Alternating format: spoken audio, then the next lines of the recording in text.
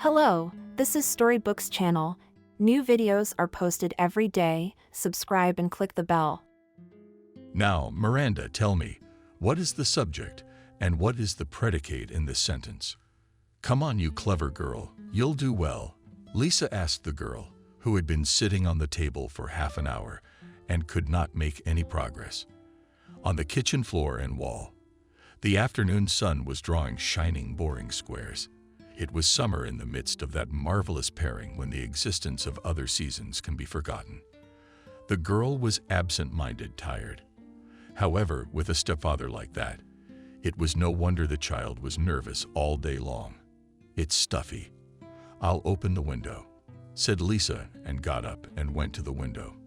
In general, in this one room, where she worked as a tutor, for 3 years already helps the daughter of her best friend with Russian language. It had always been stuffy and dirty and dingy, ever since Miranda Kelly's mom came down with an illness that the doctors had only flailed their arms against, saying to look for money and those who would even take it on. Or better yet, accept it. The case is hopeless. It left the house in a bad way. Lisa and Kelly became friends by chance. They both went to the skating rink one winter, alone, with no idea what to do. What was the right thing to do or how to do it? They went out on the ice, laughing, holding hands, didn't get crucified. Then it was coffee and pies at a little kiosk here at the rink that they got to talking and found out they had a lot in common. Both were fans of old jazz, hated onions. There were larks in every dish and even, it turns out, lived in neighboring yards. But there were some natural and cool differences between them. Lisa was 3 years older than her newly minted 18-year-old friend. Lisa was from a full, one might say, intelligent family with a mom, a math teacher, a grandmother, a vice principal, and a dad, an art history teacher at the university. Kelly stepped into adulthood from an orphanage and had just gotten an apartment. At times, Kelly felt incredibly lonely because of the way some people treated her due to her background, hurtful and offensive inductions. Unfortunately, even Lisa's family found such people, but she stood up to defend her friend with a mountain and said that she had had enough of giving in to her loved ones and agreed to enter the faculty of philology to devote her life to the Russian language, giving up her dream of becoming a tax collector. That's how Lisa finally defended her right to friendship. She, by the way, supported Kelly in the fact that studying for her is a good choice. There would always be a job. The girls kept no secrets from each other, except for one dark, literally life-altering one. Kelly must and after. Then, 9 years ago, there had been a romance in her life as deafeningly exciting as possible for a first love. He was masculine, strong, bold.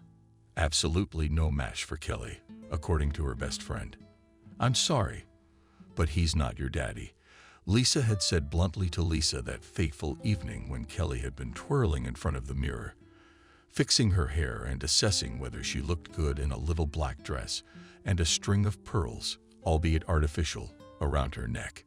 "He loves me and I love him," Lisa replied. I rolled my eyes, because this is not an argument for building a serious relationship. Her friend was like a spell. "He's a bad man from a rich family. But that's just a facade. What's he really like? Do you know what people say about him?" Kelly only shrugged her shoulders. She smiled like a fool and kissed her best friend on the cheek, wishing her good luck goodbye. "He's probably going to propose to me tonight." Ran off on a date that destroyed. Because the next morning, Cindy, as her closest contact, got a call from the hospital. Kelly was in intensive care with severe injuries sustained in a mundane accident. The doctor explained to Cindy that her friend had been beaten and thrown full speed out of a car. Serious injuries touched her entire body. And worst of all, her spine had been hit in particular. They said to prepare for the worst, that she'd be crippled. Except Kelly made an amazingly speedy recovery. But they never found her abuser. He managed to get away, literally fled the country. And then it turned out that Kelly was pregnant, and the doctors unanimously said they had to terminate the pregnancy on the background of traumatic injuries can lead to catastrophic consequences. "It's my baby," Kelly replied. When Lisa, along with doctors, came to convince her to choose herself about her health future. It's a girl, I can feel it. And she's mine, you hear? I'm her mom, and we're going to be okay. And then, after asking to be left with her friend, Kelly forced Lisa to swear that no one would ever know the truth about who the baby's father was. That this is the monster who did this to her, throwing her literally out of her life when she became unwanted. When love was played out, when Kelly was discharged from the hospital, it seemed at first that life was slowly getting back on track. Acquaintances in the shop supported financially. Get well for now. Then, before the birth, still managed to work. And finally, the baby was born. A girl. Lisa asked Kelly to help pick out a name, and they decided she'd be a car. After all, it's an ancient, beautiful, and magical name. Lifting the baby, of course, was very hard. But Kelly was not discouraged. She worked as soon as she could snatch the opportunity of her mother's new everyday schedule. And even when the car turned 4 years old, she met a man named Charles. True, in Lisa's opinion, it was again a bad lot, 10 years older with no living space of his own. Came from a village where the whole family drank. But Kelly said he's a real man who works as a laborer, and the baby needs a father. And then, when it already seemed, well, life is more or less formed, there's nothing to complain about. Then suddenly the disease came back. At first it was just back pain. And Kelly thought she'd just broken her back at work. She also cleaned the entrances of the house where she lived. Then her legs started to lose feeling. The doctor said, "What do you want?" Parents after a trauma like that. And they worked hard. And for the last 4 years, Kelly got worse and worse. Now she could barely get out of bed. Cindy, of course, helped as much as she could. But she could see that her friend's life was going badly. And Miranda was a big part of that. Because Charles had lately started drinking beer to begin with, and as if only after work. Then it was replaced by stronger drinks. Lisa even had a fight with him once, sternly demanding that he think about his family. "It's not mine," curved his lips Charles, and piano, and two. But a stranger wanted to call the baby girl something strong, but was afraid. And then alcoholism. Raised a finger aloft. Shaky hands is also a hereditary disease. That's me. I'm still the man of the house, so you stay out of it. What's she doing here? Although I think she's a stupid girl. Miranda, your wife is wasting your money. I don't come to you for money, Lisa replied. She was disgusted. This man, he was not worthy of her friend. In general, such a bright, kinder Kelly should not have happened. Lisa, by the way, the truth, did not take money for preparing the little girl for school and all the other additional activities with her persuaded Kelly to accept the help of someone, and was uncomfortable. Close the window. Charles came into the kitchen. I can't breathe in the apartment. Would you at least mop the floor once in a while? Lisa replied, wash the floors. Are there no women in the house? He pointed his finger in the direction of Miranda, who was sitting on a chair, waiting in a lump. You're a little animal, hoping to escape the eye of the hunter. So rag in her teeth, and off you go. In the village at her age, she can do anything. And this. And then the stepfather, drunk again, spit on the floor, and the princess will learn.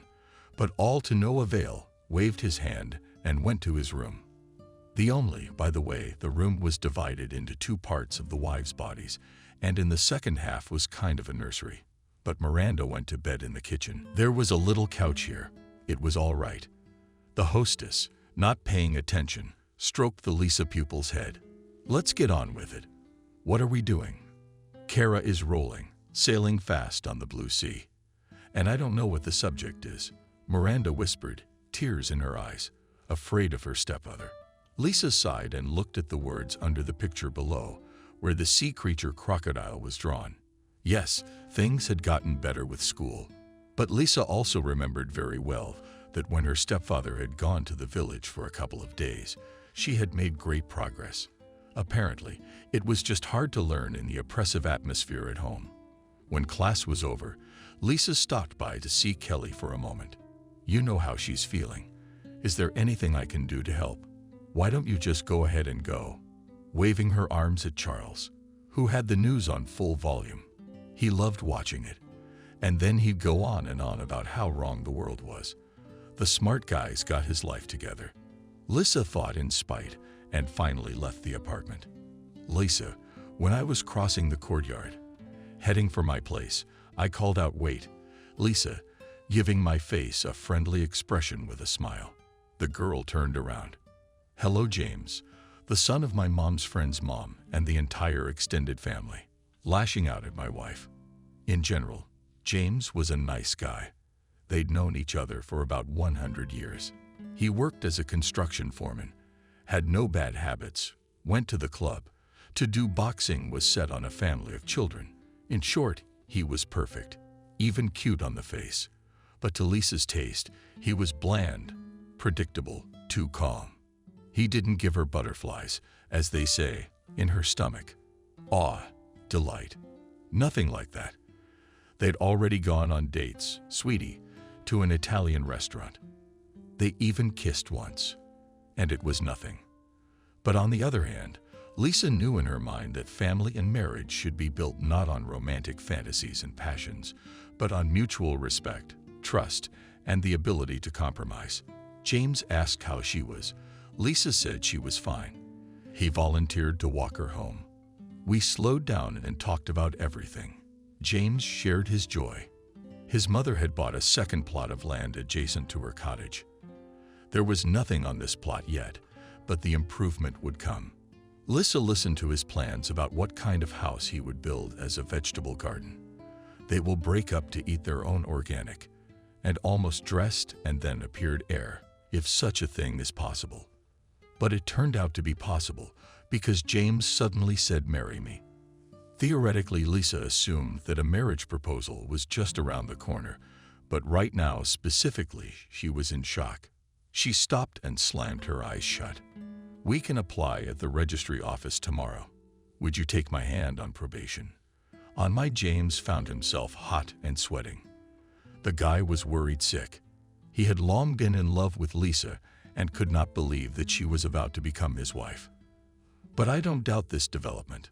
My mom's cousin's sister is married to a restaurant owner named Jasmine. They've arranged for the banquet to be discounted. I made it sound like one thing. Lisa and James smiled widely. "I'm so happy. Wait for me." Lisa's hand pulled back and really didn't like it. Feeling driven by circumstances. But that's what was happening now, blossoming with her. But I hadn't said yes yet. James was changing before my eyes. His smile was gone. His eyes were so pitiful, like he'd hurt a child. "Well, that is," she bounced heavily, took to adjusting the nervous purse on her shoulders. She needed to move, to do something different. The anxiety was threatening to be overblown. Probably a panic attack. I need to think. That's what usually happens when you get an offer. Apparently James had heard of it too, that women are supposed to be given time to think. "Okay, well, I'll see you tomorrow." He exhaled a sigh of relief. She nodded. "Oh, and I still have to go to the market. I will help volunteered as a brave knight to accompany." But Lisa waved her hands. "I'm not going to keep you. I have to go to the market for a long time. And then I have to go to the cosmetics store." She was making it up as she went along. She could barely fight it off. She hurried in the opposite direction of the house, so she lived to tell the tale.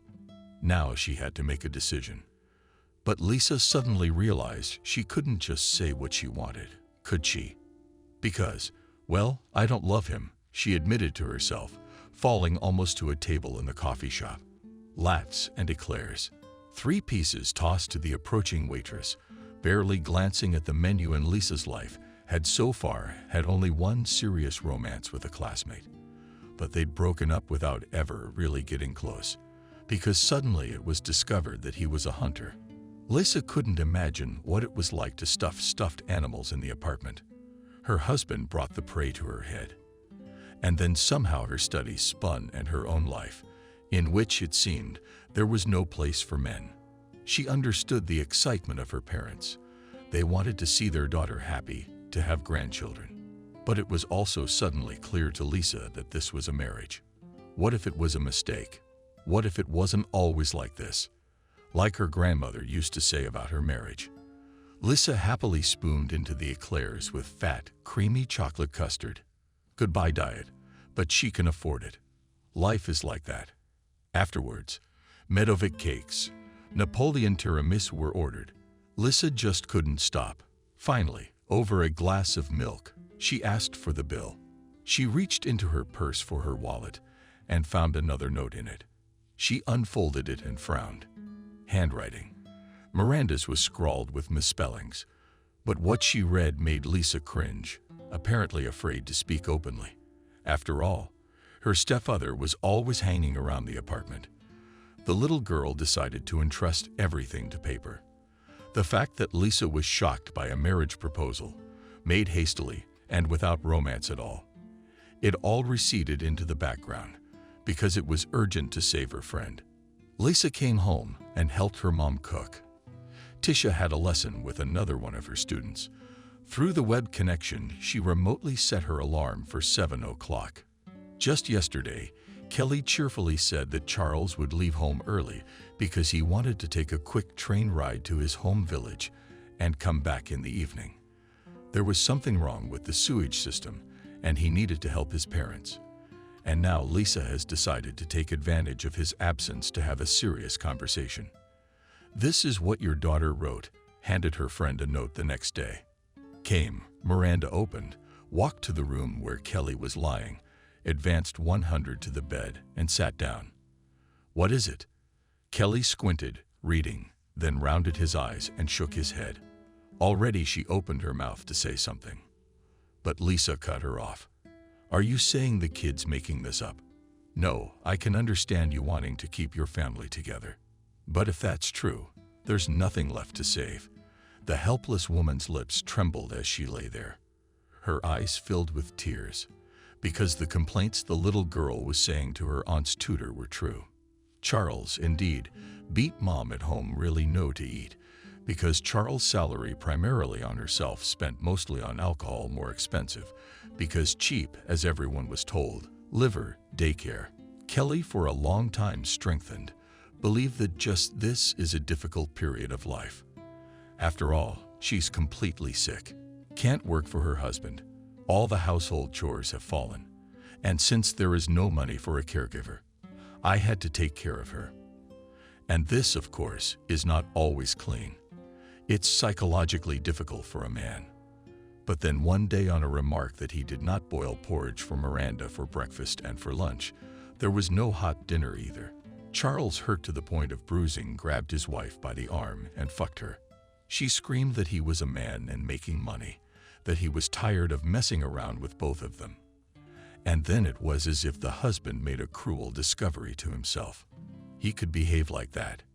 He could take out his anger and irritation on his helpless wife, who was not going anywhere. "But you can't do that," Lisa said, when her friend had finished confessing how they really lived. "You have to do something.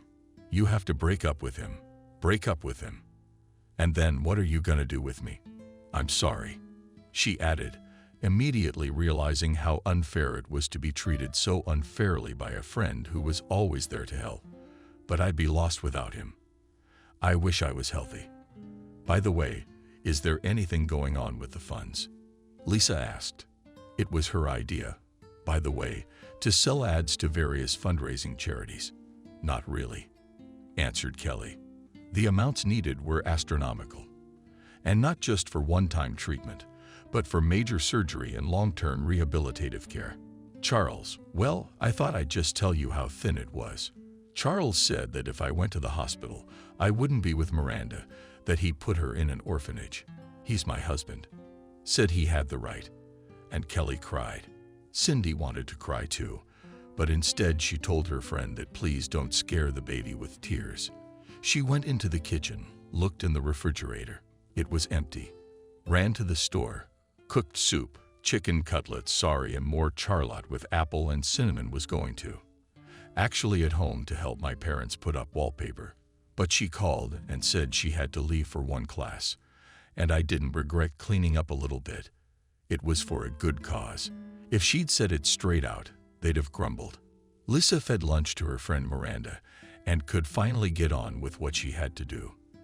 The thing was that she had only shown Kelly one part of the note, and she had torn off the bottom part because Miranda had written something unimaginable. Lisa talked to her about it quietly after lunch. "Miranda, how do you know about Aunt Redhead?" "See," said the bully. "Daddy goes to their house. See," he says, sneaking around like a thief. The named Rick was indeed known in the neighborhood yards as a dashing, ill-mannered boy from a dysfunctional family, and his mother raised him alone. Lisa decided that she would not say anything about the possible infidelity of her friend's husband. First, we have to make sure it's not a childish fantasy. Strange isn't a mistake. Lisa found Rick suffering. The kid got behind the garages with his buddies, and they set up some kind of headquarters, lured him out, barely swore an oath. That she wasn't some neighbor with a complaint about broken windows. In fact, she's an acquaintance of the family, Miranda. "What do you want?" the teenager asked suspiciously. Lisa told him what she wanted. "Well, he comes by all sorts of things. His mom's expecting him again tonight at 10 o'clock, so you'll probably tell his wife everything as usual." Yeah, sure. But Kelly is very sick, and she can't be worried. So we need to think about how we're going to handle this. You adults always make everything so complicated. You can come back tonight and see for yourself." And he explained where to find their apartment. Said that if you go in from one side, the house, there are small and bushes in the suburbs, all the way around, or could you then literally peek through the window? Lisa only shook her head. A little spy. But she thought the boy's idea was a great one. "Lisa, where do you get to all day long?" From the threshold of the native apartment, her mother swooped down on the girl and made scary eyes. James came in with a portico, said, "Do you have anything important to say for us?" Lisa almost didn't notice. Here came another trouble. She hadn't even answered him yet, and he was about to announce to everyone at the table that they were going to be married. Making again, as she knew how to do, the most welcoming face, Lisa peeked into the kitchen, where they were already packing for 100. "Hello." The move flew to the Mariana Trench. Because James didn't come alone, but with his mom. So it wasn't good at all. Lisa glanced at the clock until hour X, when she was to become a bit of a spy. There was still a decent amount of time left. Ducking down the street was unrealistic, weird for the homies, and it would mess up the weather too. So she had to stay. Lisa changed her clothes, washed her hands, sat down at the table, turned on all her eloquence. She tried with all her might to lead the conversation into the wilds, further distant marriages, and the like, and it was working. Then James suddenly caught her hand again and smiled so big that he almost melted like an ice cream cone in the sun from his own happiness. Lisa felt on her back. It's a boom, a panic of goosebumps. I had Kelly forget this phone, made up a lie on the fly, and pleaded to no one in particular that my phone her ringtone, which all the household knew would not ring inappropriately. Lisa now. James reached for her, but she had already jumped up and gone into the other room. She got ready to go out as quickly as ever, without even waiting for the elevator. Because the drive seemed to be boiling in her blood, she ran down from the 10th floor on foot, jumping over the steps in places. The rain had stopped, but the wind was chopping viciously, sharp with damp gusts. Lisa framed her face against it with a squeeze. How good is she? She'd think about marriage. James wasn't a bad guy after all. She'd be like a stone wall behind him. Maybe it's his love that'll keep the marriage together for life and never cheat, never hurt. And the fact that she doesn't love. Maybe that's nothing to married life. Immersed in contradictory thoughts to herself, Lisa reached the right place. She pulled out her phone, turned on the video recording, and quietly walked up to class. The windows did indeed appear to be low, and the fact that there was a vent open allowed her to hear what was being talked about in the room. There was a red-haired woman, the mother of Vitya and Charles. They were sitting at the table and drinking tea, talking. And what Lisa heard came as a shock. It turned out that Charles had been hoping that Kelly would get worse soon, and then, citing the fact that he couldn't provide her with proper care, he was going to put her in some boarding school. What a bastard. Lisa, gritting her teeth. Charles was also rudely dismissive of his stepdaughter, and he was going to take the kid somewhere too. Boarding school. So Charles wanted to become the sole tenant and outright landlord. Too bad there's no way to sell it. But maybe I'll think of something, as the drinking buddy added at the end of his revelation. Heard and seen and captured, but on the camera was enough. Lisa quietly descended the hillside, got out of the bushes. It turned out to be a briar bush, clinging mercilessly to her new dress. What kind of day is this? The girl was indignant, assessing the damage to her clothes, but then laughed nervously at Kelly and her problems. That's who's in real trouble.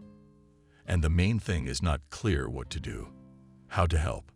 Lisa came home feeling very upset. It took you so long to get the phone. Yeah, she met her mother again on the doorstep. The apartment was quiet. James, my daughter, what are you doing? What the hell is that? What's the state of your clothes? Said the parent, seeing the state of your clothes. Just a little walk in the park, and got caught up. But don't start with James. I'll do the talking. Why did he leave? He didn't want to leave. He wanted to wait for you, but Clara said they had to go. Holly, don't make him angry. The mom-to-be also told me what he said. So it's clear that you're getting married. Who is clear? Give all you, daughter. Didn't you realize James, your husband? Lisa rolled her eyes. Now Mom sounded like some kind of educated, cultured grandmother. So let's drop this conversation. After all, he's the one who wants to marry me, right? So the decision to make me not too polite, but from the bottom of my heart, replied Lisa. We sighed heavily and shook our heads, but did not say anything more on the subject. We do the dishes, though. It's your turn. Lisa agreed with that. Hands on something while your head is thinking. What's the next step? It turned out to be very useful and sedative for the nervous system the next morning. Lisa wasn't ready to talk to her friend, but she just couldn't find the right words and couldn't imagine how Kelly would live with that awful truth. And if you tell Charles, how will he behave then? Lisa decided to take some more time to prepare some plan. She started to get ready for the next student's class. In general, Lisa always crossed the road strictly on the green and on the zebra. But this time, the bus was delayed because of a breakdown on the route. The students' parents were the kind of people who would change one little thing.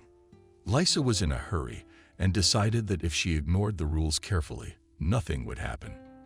And so even though the light was red, she dashed across the street. She won a minute there. She'll be on time. But it didn't work out. And to blame for everything was a thin, high heel of the new torpedo, which got stuck in the grate, literally half a meter from the sidewalk. Lisa started twitching her foot, then turned around at the shrill signal. Eyes widened as a huge black SUV sped straight toward her. She had time to think she could decipher the shoes and free herself. Also had time to think there was no time for that. I squeezed my eyes shut, having time to think one more thought, that it seemed that life should be all flashing before my eyes at such a moment, and she was being silly. And then there was a squeal of brakes. The SUV stopped lightly, poking the girl's blunt nose literally in her legs. Just a little more, and the irreparable happened. Lisa cautiously opened her eyes. Are you sick of living? And immediately met her gaze with the fury of the driver's eyes. Oh, said the girl to herself. When the big man in a leather jacket loomed over her, he had powerful square jaws, but with Rybinskaya unreal blue eyes. Black hair, raised in a fashionable in the manner of the 60s hairstyle up. Stupid, sharp in the face, wearing the fresh copper breath. Lisa felt some strange thrills and goosebumps walk down her back at the proximity of that word. Exactly the Viking of the giant. Then suddenly recognition came. She'd only seen the man who'd broken her friend's life once. But it was that face that was memorized, and now it was right above her. Lisa acted as if on instinct. Her hand flew upward and clashed ringingly. The man pranced. She touched herself on the cheek, then looked down at her palm in surprise. Right there could show in ink the explanation of the deed, almost knocked down by him to the stranger. "Scoundrel," I shouted at him and wanted to come at him with my fists and with my handbag, but I forgot that I was stuck, aghast, and awkwardly began to fall. He picked me up. He held her, naturally, in his arms, so she forgot how to breathe. "Young lady, calm down. I'm sorry. Are you okay? Are you in pain?" "Yes, it's my fault. But let's not fight." She's read herself. "Why'd you run?" I was just a stream of words, and she looked with all her eyes and did not understand why it is so difficult to curse this monster on the spot. "Let me go," she whispered, and he gently let her go.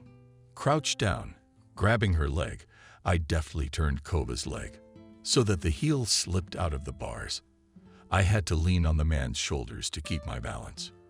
I hate you," I said coldly, as frozen by the word when he took the man for Margarine, but then suddenly grinned unkindly too. "For running the red light yourself, you fool." "No, you're not. You ruined my friend's whole life." And Lisa, always so strong, who never went out of her way for a word, was suddenly torn. "You asshole. You're her. She had a baby girl. You're finished. We're gonna get you for what you did."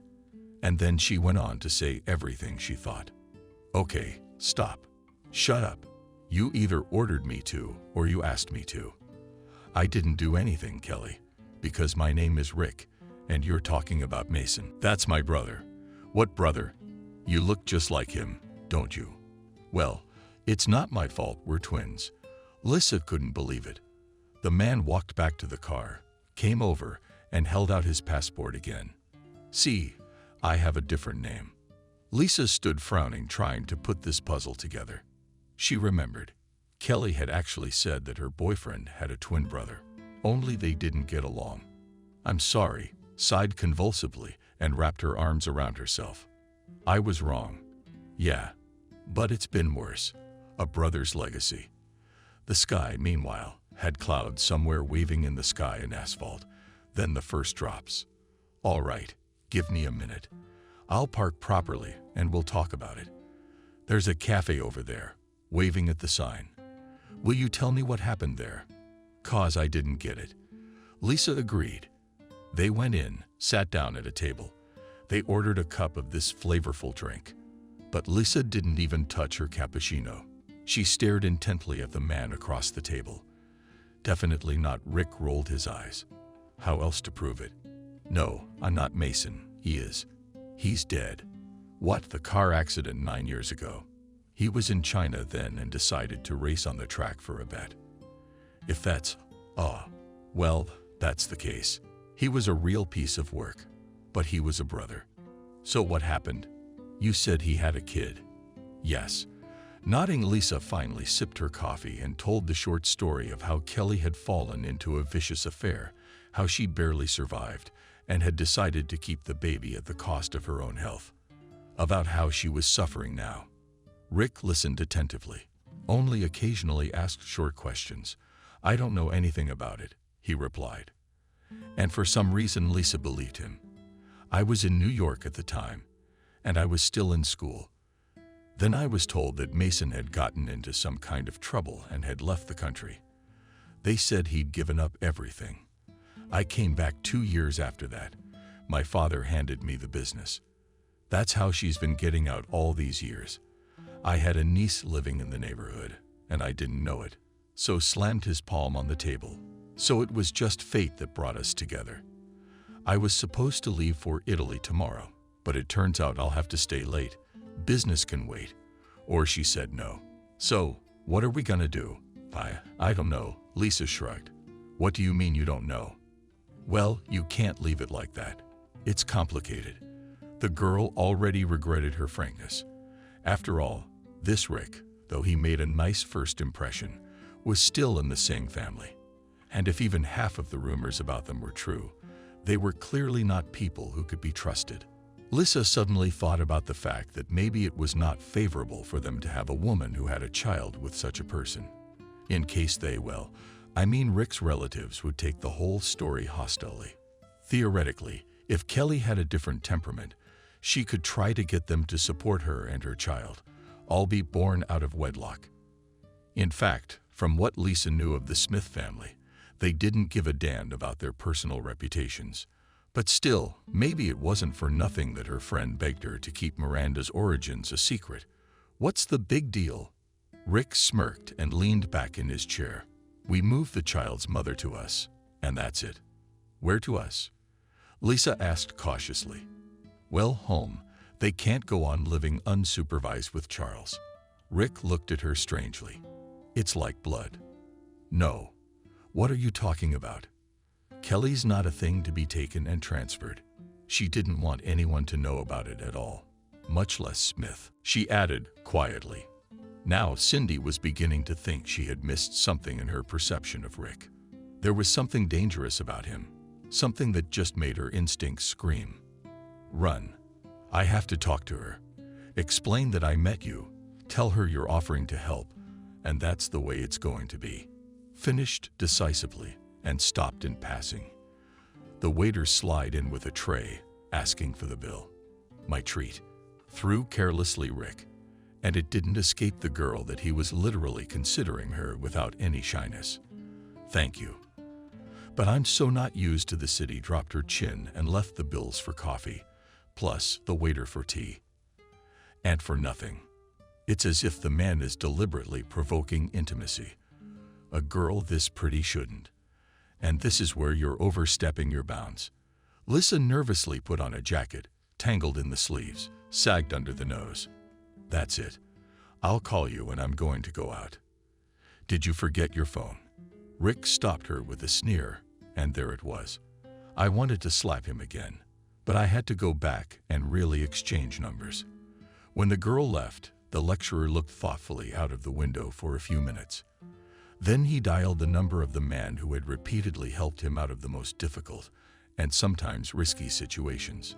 Boris, are you free? You know, we have a problem. Lisa, of course, was late for class and had to cancel it altogether.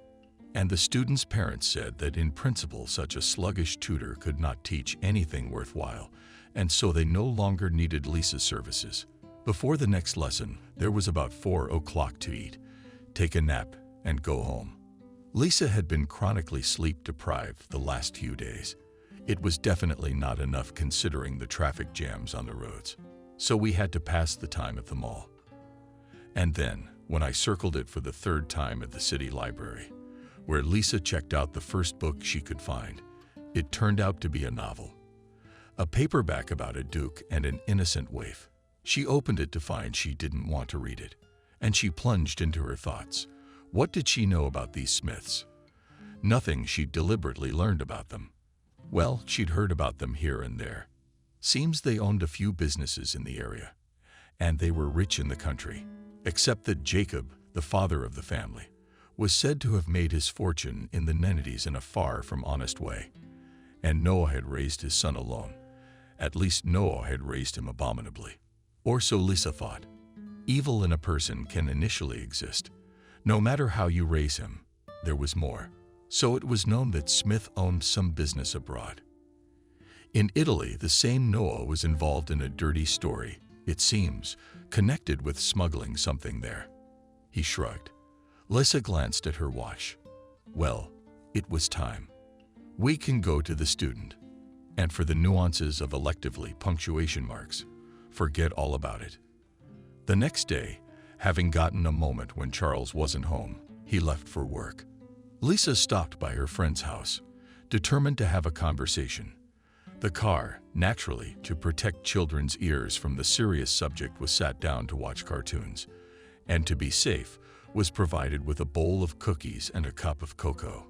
Kelly, as expected, took everything hard. It cost Lisa a lot of work to calm her friend down and tell her to hang in there. When it was revealed that her first love and abuser had died, Lisa told a small lie because she didn't believe it herself, and tried to convince her friend that if the man knew he had a daughter, he would surely repent and realize what a horrible person he was.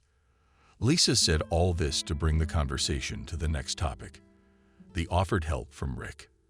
At first, Kelly had desperately rejected her and didn't need anything. Lisa had to be cruel and say straight up, well, what don't you need? Health to be. Stop it all, I can't do this to you anymore. You're Charles.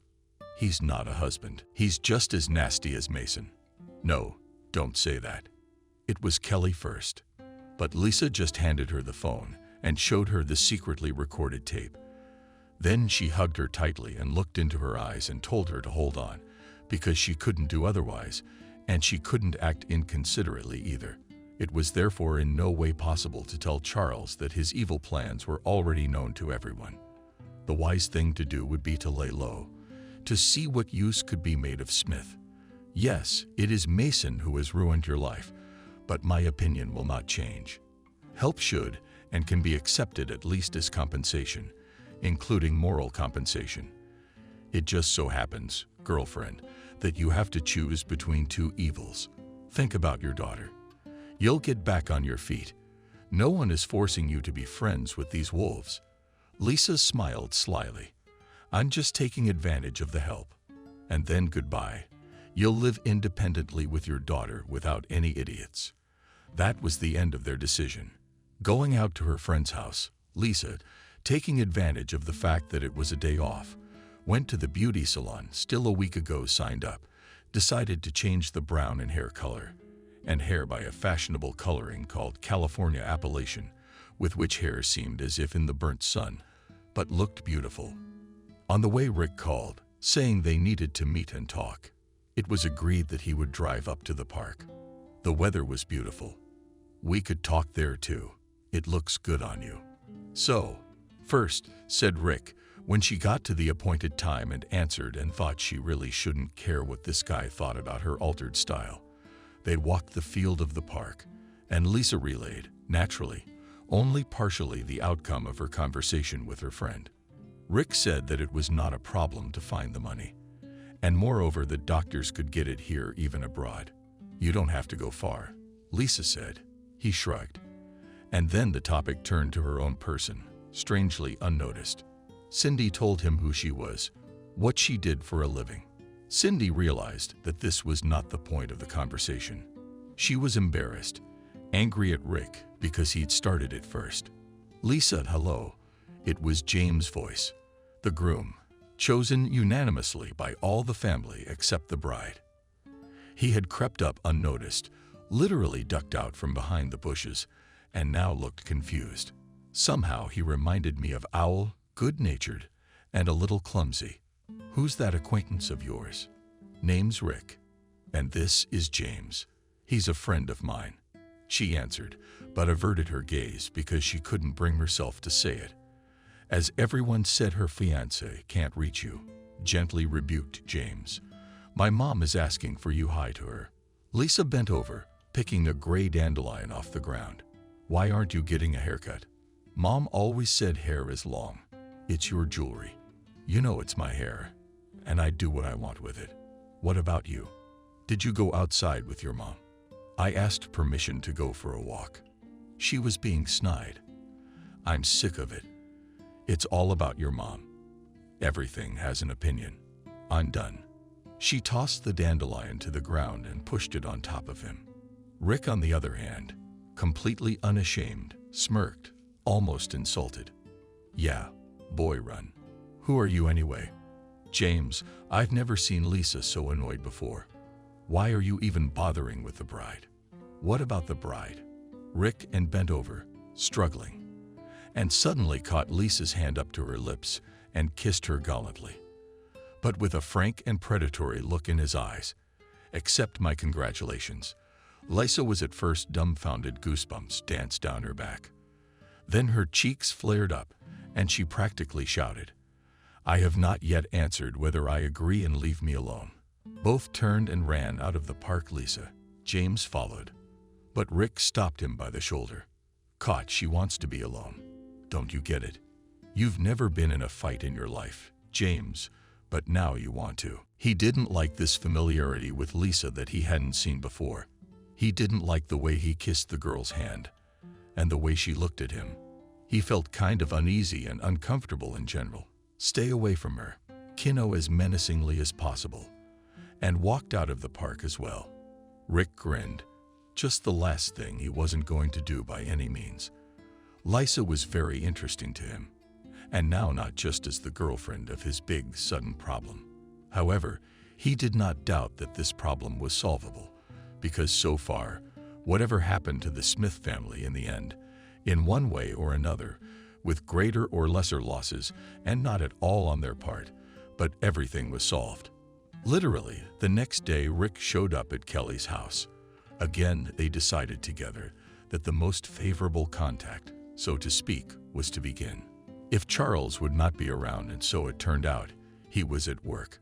Rick came with a bouquet of flowers, but after their meeting, Kelly asked Lisa to take Lisa with her, because how could she explain their appearance to Charles? Kelly had wanted to cancel the meeting the day before, to give up everything altogether and not understand how, but to deal with everything on her own. But the case was such that it became clear without the suddenly appeared, like an oasis in front of the wandering in the desert support Rick cannot do without. The thing was, Charles came home drunk. He said he had been reprimanded at work and might be fired altogether. Kelly asked her husband to stay put as best he could. After all, the end of summer was coming and Miranda had to go to school, and nothing had been packed or bought for her yet. But Charles angrily replied that he's the man of the family and he'll decide everything himself. He added that kids are so spoiled nowadays that they can still buy notebooks, all the uniforms, a new backpack is a pampering and a fool's errand. Then he said it quietly, apparently thinking he wouldn't hear. His wife added that he was tired of raising someone else's girl, but he didn't stop there. In the evening, Miranda asked if he would buy yogurt for her. Charles yelled at the girl that they would put her on bread and water, and then she would know how to appreciate a piece and stop whining. That's why Rick Kelly was fishing out of greed. First, I made arrangements with a local clinic. There are some very good specialists here in town. They work miracles, by the way. Well, if you don't mind, you can come in tomorrow for a checkup. Kelly was so quick to marvel. Well, money opens different doors, Rick shrugged. But I need to talk to Sophia. She's our neighbor. She looks after Miranda sometimes. Lisa nodded. I'd look out for tomorrow myself. I have 2 classes. An option, of course, but I can offer babysitting services. No, come on, what are you? That's too much. Kelly objected. And then it's a stranger. And the neighbor, do you know her well? But that's different, Kelly replied. She realized that in her situation such an unexpected care and warning from Rick was a real rescue. But on the other hand, she was uncomfortable taking all this help in an unsettling way. When Rick left, Kelly talked to her friend some more and enlisted her support in breaking the news to Charles. And we decided, by the way, to say that it wasn't a very distant acquaintance who was helping. We moved the conversation to the next day in the morning, because then we have to go to work again. And if we talked in the evening, he would have plenty of time to object, express his opinion, or even make a scandal. Fortunately, Charles only listened and did not even say anything. He waved his hand at the useless, in his opinion, the idea of treatment, and went to work. There again, there was a shortage of goods, and the bosses were looking for someone to blame. The examination took a long time. Kelly thought that she would have to wait several days for answers, but to her surprise, the head doctor of the clinic immediately gave his prognosis that restoration of normal body condition was possible if treatment was started soon. Do not worry about the operation, assured the patient. We have everything to conduct it at the level of the best clinics in America and Europe. Now we need to do some additional tests, and we can set a date. I think, taking into account everything plus the rehabilitation period, by the new year, you will already be able to try to make your first step. Really? Kelly marveled. Tears came to her eyes. When did she ever imagine she could be healthy? Going for walks with her daughter. Then one day, as she dreamed, even go to the sea with her and splash on the waves. She immediately pulled herself together. The sea is far away. The main thing is just to get healthy. Lisa's thoughts in the last few days were occupied with the fate of her friend. There was almost no time for herself. However, it did not care much. Everything in the girl's life had long been subordinated to the usual routine. Classes with students, a little fitness, watching her favorite TV series, plus revision and above, and also household chores. What kind of personal life is there? Even if the relatives seem intent on getting you married as soon as possible. AP, are men in short supply? Lisa asked, carefully, without rushing. Are you molding another jam and cottage cheese? On the day of their big molding, the family gathered at the table and did not do without the topic that unnerves Lisa. No, of course not. It's just that, Mom, and I think James would be a good husband for you. And what I think is of any interest to anyone at all. I'm not arguing. James is a great guy and really would only make a good husband for someone else, I guess. Why? Why don't you like him? Lisa's mom backed up her dad. Well, there's just no spark, the girl answered honestly. Bah, granddaughter shook her grandmother's head. A spark is dangerous. It happens, but how can a fire happen? Lisa froze, noticed that the dress wet hibernation board and dumplings to mold. And about the groom to talk about everything. I've had enough of half-finished products, said, getting up and growing palms. I'm gonna go see Kelly. Will you do something with her? A grown married woman. Mom was outraged. Age and marital status are no barrier to friendship, shouted Lisa, already out of the bath. To wash her hands was the way to go. But in reality, Lisa didn't go to her friend's house, but to a completely different address. And she decided to do it without warning, because she wanted to see in person and find out where her friend was theoretically going to live. The fact that it would be better to move out of the house where the husband aggressively cheats under the nose of his wife and is up to no good was no longer in doubt. Let me in to see Rick Smith. Can you tell me Lisa's name? Businesslike reported into the intercom outside the mansion, located in a picturesque, ecologically clean neighborhood of the city. But I guessed right. The gate was opened by a guard who was very suitable to play bulldogs in the play because he was very solid and scowling with an expression on his face. After greeting the unexpected guest, the guard led her to the house. Lisa noted approvingly the small manicured garden outside and the stylishly, but not insanely golden, as in the homes of some rich people, as she'd seen on the shows, the furnishings inside. Hello. Suddenly a melodious girlish voice sounded and a pretty blonde girl of about 20 years old came out into the hallway to Cindy and the guard. She was dressed in a scarlet mini dress. Hello, Lisa answered and wondered who it was. Rick had said that her father and his second wife were the same age. We maid was not a good-looking woman either, so there's only one possibility. It's Rick's girlfriend. Well, that's expected.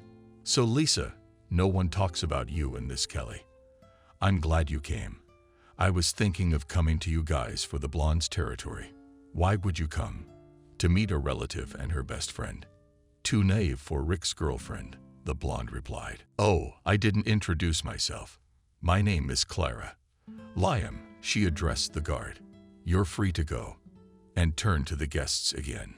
Come on, Rick in the backyard. Cindy, the blonde, didn't like the overly colorful name. What a lovely name, too. Thought she'd gone. What I was wearing to make dumplings. And now, as it is uncomfortable for knitwear on the dress, sweater with stretched into shorts, and it's all for nothing. And what she honest person to be embarrassed in the company of these measures to think she did not have time. Because, having passed through several rooms, she went out to the backyard and found herself in a small cozy garden, in the center of which in a small corral stood a horse of fantastic golden color. And beside him on his knees Rick, he was examining the animal's leg and speaking to it affectionately. I didn't think these Zizils could be like that. He rebelled repeatedly. That's it. It won't hurt now. You'll stand quietly. Almost everything is already animal doctor. The blonde in red called out to him and waved his hand. You've got a visitor here, actually. Rick stood up. He looked imposing. It was the first time Lisa had seen him without his jacket. For the warm weather, the man in jeans wore a simple black t-shirt, emphasizing all the muscles of his torso and arms. "Hi." He smiled at Lisa and said, "Not expected, but glad. What are you doing here?" "Yes, here is thinking about the proposal to change the place of residence and wanted to see what you can offer my friend," she answered. "It is important." And the same thing became as mixed. "Here are a dozen more of these options to choose from. So that's great." Clara clapped his hands. "Don't doubt it. My brother will take care of your friend and me. Anyway, it's all terrible." I sighed. "You've got to move on. Kelly and daughter certainly deserve the best." "Brother?" Lisa gasped.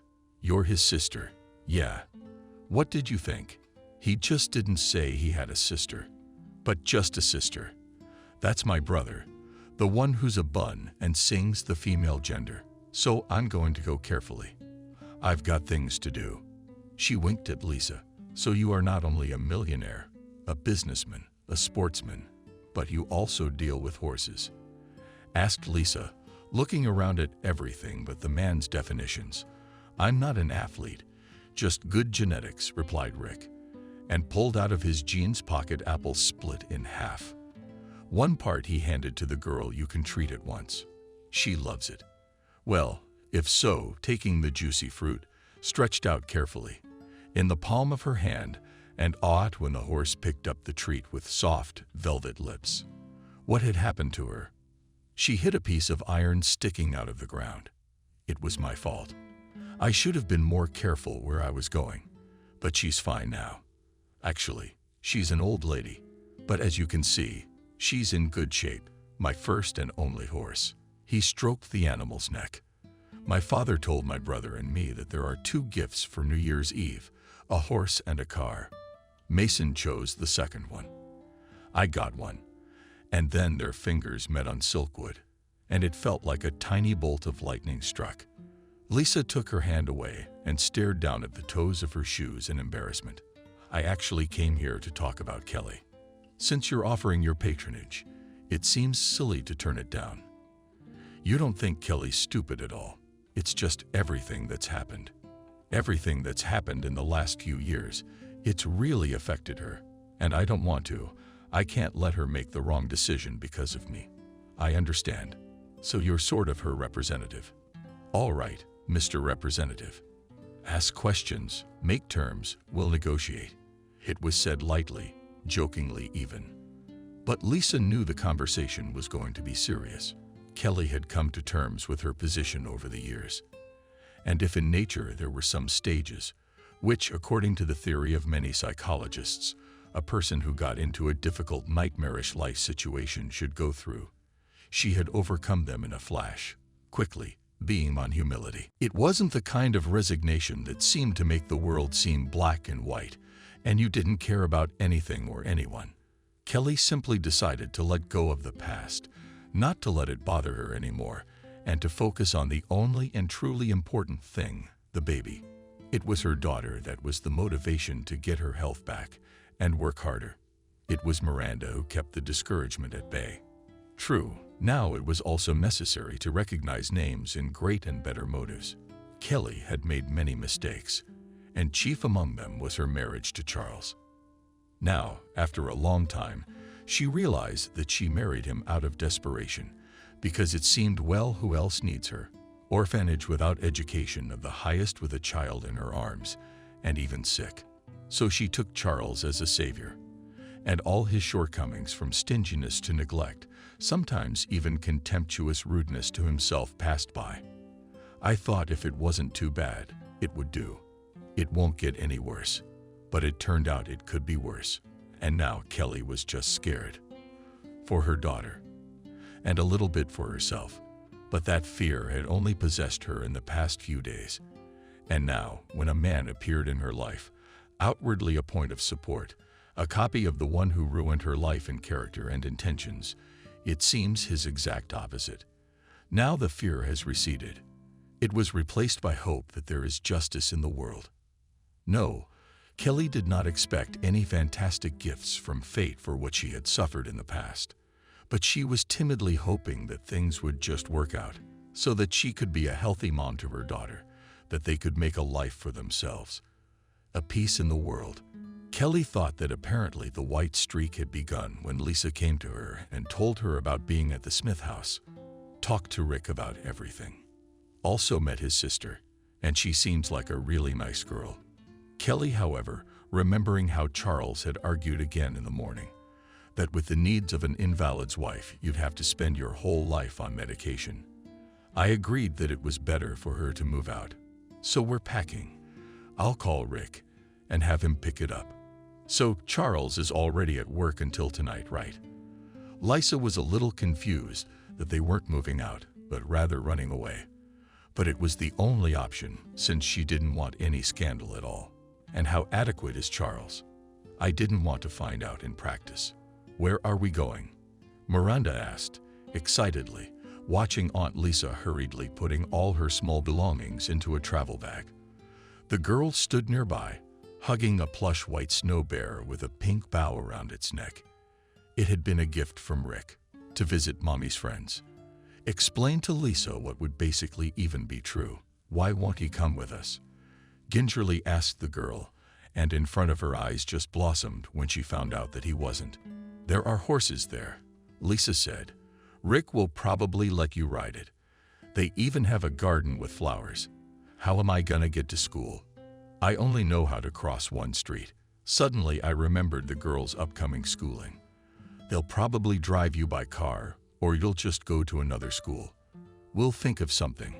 You'll need all the toys for sure, asked Lisa with a doomed, wistful network, looking at the shelves, filled with all sorts of stuff, and even in the drawer of toys was piled. Much needed and books needed. And the lamp poked the marketeer with its finger. Rick of the month. It's all clear with you, sighed Miranda. Lisa shook her head and went to find some boxes to pack it all properly. Charles had no intuition.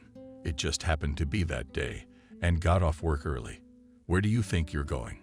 He realized his wife wasn't going to the clinic with her daughter and so much stuff. But what pissed Charles off the most was that Kelly was being held in his arms by some stranger. I don't care if the wife was singing about people she knew, but that's not the point.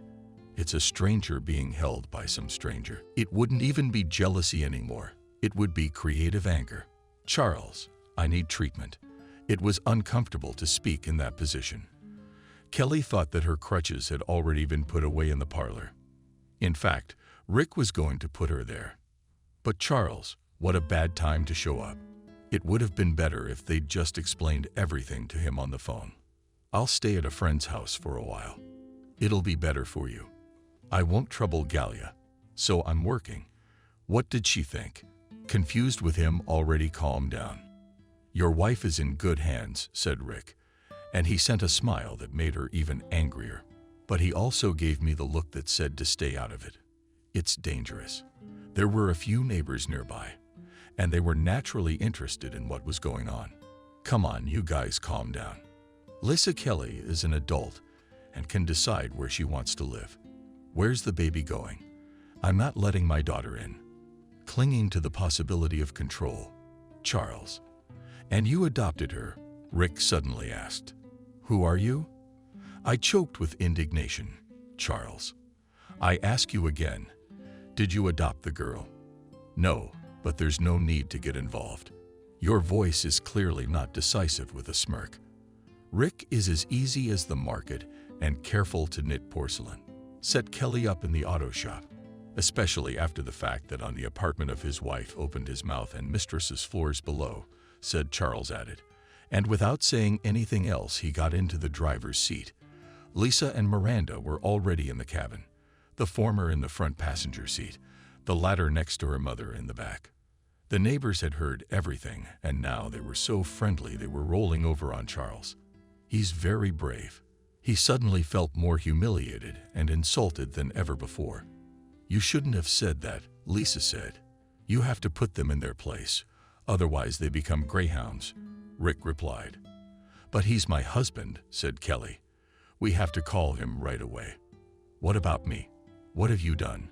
She continued indignantly. I'm sorry, it's none of your business. Miranda belongs to our K. Smith family, which means her family. And especially whatever happens to her mother is our business. Calmly, but in a matter-of-fact voice, Rick said, Did you make the right decision in agreeing to your husband moving in?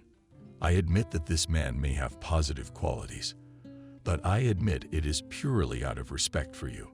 But he's clearly not the best company. Now, when you need to get back on your feet. Upon arriving at the mansion, Rick let Kelly take a few steps on her own. But then, seeing how hard it was for her, he told her to conserve her strength and picked her up in his arms again. Lisa walked from the summer, Miranda with her tail on her. She greeted the new arrivals with a brightly colored welcome home banner in the hallway and tossed confetti in the air. Lisa thought it was too much, but Kelly, which rarely happened to her, smiled, and the familiarity of Rick's sister in general was clearly something she enjoyed. The luggage from the car was immediately taken up by one man, Timer, who was introduced as someone like a butler and someone to go to for anything. It also turned out that there was a scary maid Tatiana in the house. The two youngest are Christina and Kathy. There are 3 rooms prepared for Kelly. 1 bedroom for her, a second for Miranda, and an even larger room on the semblance of a hall. And they were all adjoining. Whatever you need, just say the servants are warned that you are our queen, smiled Rick as he lowered Kelly onto the couch in the living room. Thank you. Embarrassed, she replied back. I'll try not to give him too much trouble. Since when did caring become that name? How about we switch to you? And getting consent, he continued, I just want to make your stay and Miranda's too most comfortable. And my father agrees with me completely. Lisa, does Uncle Rick have a wife? Asked a question out of the blue, Miranda asked, when Lisa took the girl from the living room show her room. Here, by the way, was there anything to be surprised about? Everything was decorated in white sky blue and pink colors. The crib was not simple, but in the form of a carriage with golden wheels, with a transparent floor and funny plush unicorn. God, Miranda, as she saw all this splendor, lived to squeal with a squeal of amazement, lost the gift of speech. And then she asked this weird question. Well, I guess not. Why are you asking a little girl? Just like that, the girl answered and ran off to look at the room. In general, it would be possible to praise Rick, of course, for being so prepared for the arrival of the little girl. But on the other hand, it was too much of a fortune to spend, and all for the reason that you were blazing with kindred feelings for your suddenly acquired kinsman. It seemed strange to Lisa. Not that she didn't believe in people's kindness, but it was alarming. Finally, when she helped her friend get settled in her new place and questioned her in detail about everything about the treatment she had planned for the near future, Lisa was able to leave the Smith home to return to her own place. She had a lot of classes waiting for her with her students. She also had to figure something out with James. The phone was ringing off the hook with his phone calls. When Kelly woke up the next morning, she didn't immediately realize where she was. And when she remembered, she lay there for a few minutes just watching the sunbeam on the wall as it froze and took in the new and amazingly prosperous reality. It was hard to believe that now she had been given the opportunity to live in comfort, to be cared for. Rick had been given the opportunity to choose a few professional dialogue, that society that would be most suitable, and Kelly. Oh, it was a difficult choice, and in general it was kind of timid to use everything that this person was ready to give. But one could not say that about Miranda. My daughter was delighted with her new life. She liked that Rick really let her ride the horse. Naturally, the step he led the mare under the reins, and liked the room where she felt like a little princess, and the fact that you could get at least pancakes, soft cream waffles, or cheesecakes for breakfast. You're spoiling her for me. Kelly shook her head. She and Rick were sitting in the garden. He had suggested tea on such a warm and bright day outdoors. On the table, in addition to everything for tea, there were also papers from the clinic. One had to familiarize oneself with the proposed treatment package. I think we agreed on you, smiled Rick. He looked at the young woman so intently that she was embarrassed. Yes, of course, she'll be so amused. Is it the least I can do? But you don't have to. You're wrong. You know, I just believe in fate, that many things in our lives happen for a reason. And so far, that belief hasn't failed me, Kelly, unexpectedly. So, Nolan took her hand. Yeah, he's touched her before.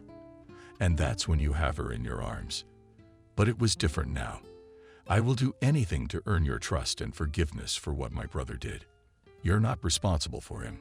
I opened my eyes and was struck by how strangely my own heart froze for a moment. Such an amazing feeling that hadn't happened in a long time. It had never been with Charles, and I wanted it to happen again. But then there's the scarecrow. I'm glad you can see me as a different person. And yet we're family, and I want to be there for you when you take your first steps, when you're healthy. Kelly smiled and turned away, pretending to regard the late cello picking nectar from the purple rose. The next few weeks merged into one unbearably long time, because agonizing despite all the doctor's favorable prognosis. The unknown. Kelly, although she wished more than anything to become healthy, was very tired of examinations gathered on uncomplicated terms. I was worried that she'd have to bear all these changes for her daughter. Wouldn't she be worse off in her new home? No, it was impossible to complain about the way they were treated. They seemed to accept their arrival. There was Rick, his sister, and the servants. It's strange having servants at all.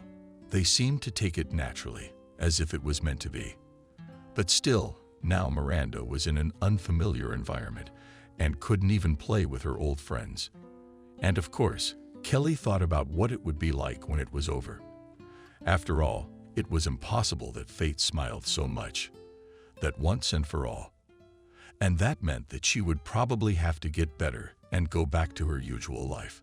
It will be possible to divorce Charles, and there was no doubt about it. It's gonna be long and hard. As for Rick's sister, she turned out just fine. And as shameful as it was to admit it, it was kind of a pushover. Kelly Slaga became a friend. They became close, especially since Kelly was fascinated by what Slaga was doing. In general, my dad wanted me to become a lawyer and not a fashion designer, the girl shared. On this cloudy day, Kelly was at her room, which is actually Led, who decided creative mess, more like a creative studio. The subject matter, however, was matter of fact. Clara was twirling around a mannequin with a crackle of fabric, figuring out, as it were, in whose zeal to copy the material on the dress. Kelly sat next to her in the gurney chair she trusted. It doesn't take long to get used to it. But I'm stubborn. I said I'd run away from home if I didn't, according to me, continued the girl. At this, Kelly shook her head boldly. She personally could not imagine how it is so generally possible to communicate with relatives, if in general you have a good relationship with them. She herself had always dreamed of having a family. Kelly pored over the sketches. It turns out that in half a year, the educated woman was to have a show in Rome. Not yet, of course, as part of the World Fashion Week, but it was already happening. According to Slaga's assurances, it was a start. I wanted to be a designer too. You did. Wow. Tell me why you didn't. I had to make a living, Kelly shrugged. And then she realized how ugly it was to insinuate that someone was rich. I'm sorry. I didn't mean to. I just didn't get a chance. Yeah, that's okay. We're in the middle of something. Maybe it's time to fulfill a dream. I don't get it. Kelly, looking at a few more sketches, here they were ruthlessly crossed out, and it seems were variations of what now no longer on paper, but in person tried to create a young fashion designer. Well, you can start learning now, answered so simply, as if the opportunity for this already lay. Ready only here is a hand outstretch. Understand, you probably have a talent, and that's a grain of happiness to miss out on in life. And if you don't do what you like, courage. She spoke beautifully, but of course, was cosmically far from the truth. After all, many, very many people are forced to do what they do not like, just to earn for themselves and their relatives. Here, by the way, let's right now, the girl smiled and clapped her hands with her idea. I can, clarified Kelly.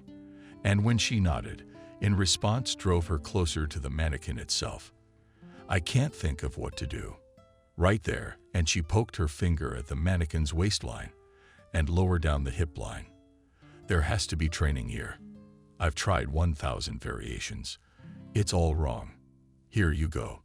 She handed Kelly the pearl-headed pins. At first I wanted to refuse food. What does she know about it? But then I bit my lip and thought about it. Determined to get to work. Why not try it? For fun in the process did not interfere, silently watched. Ready, Kelly finally said.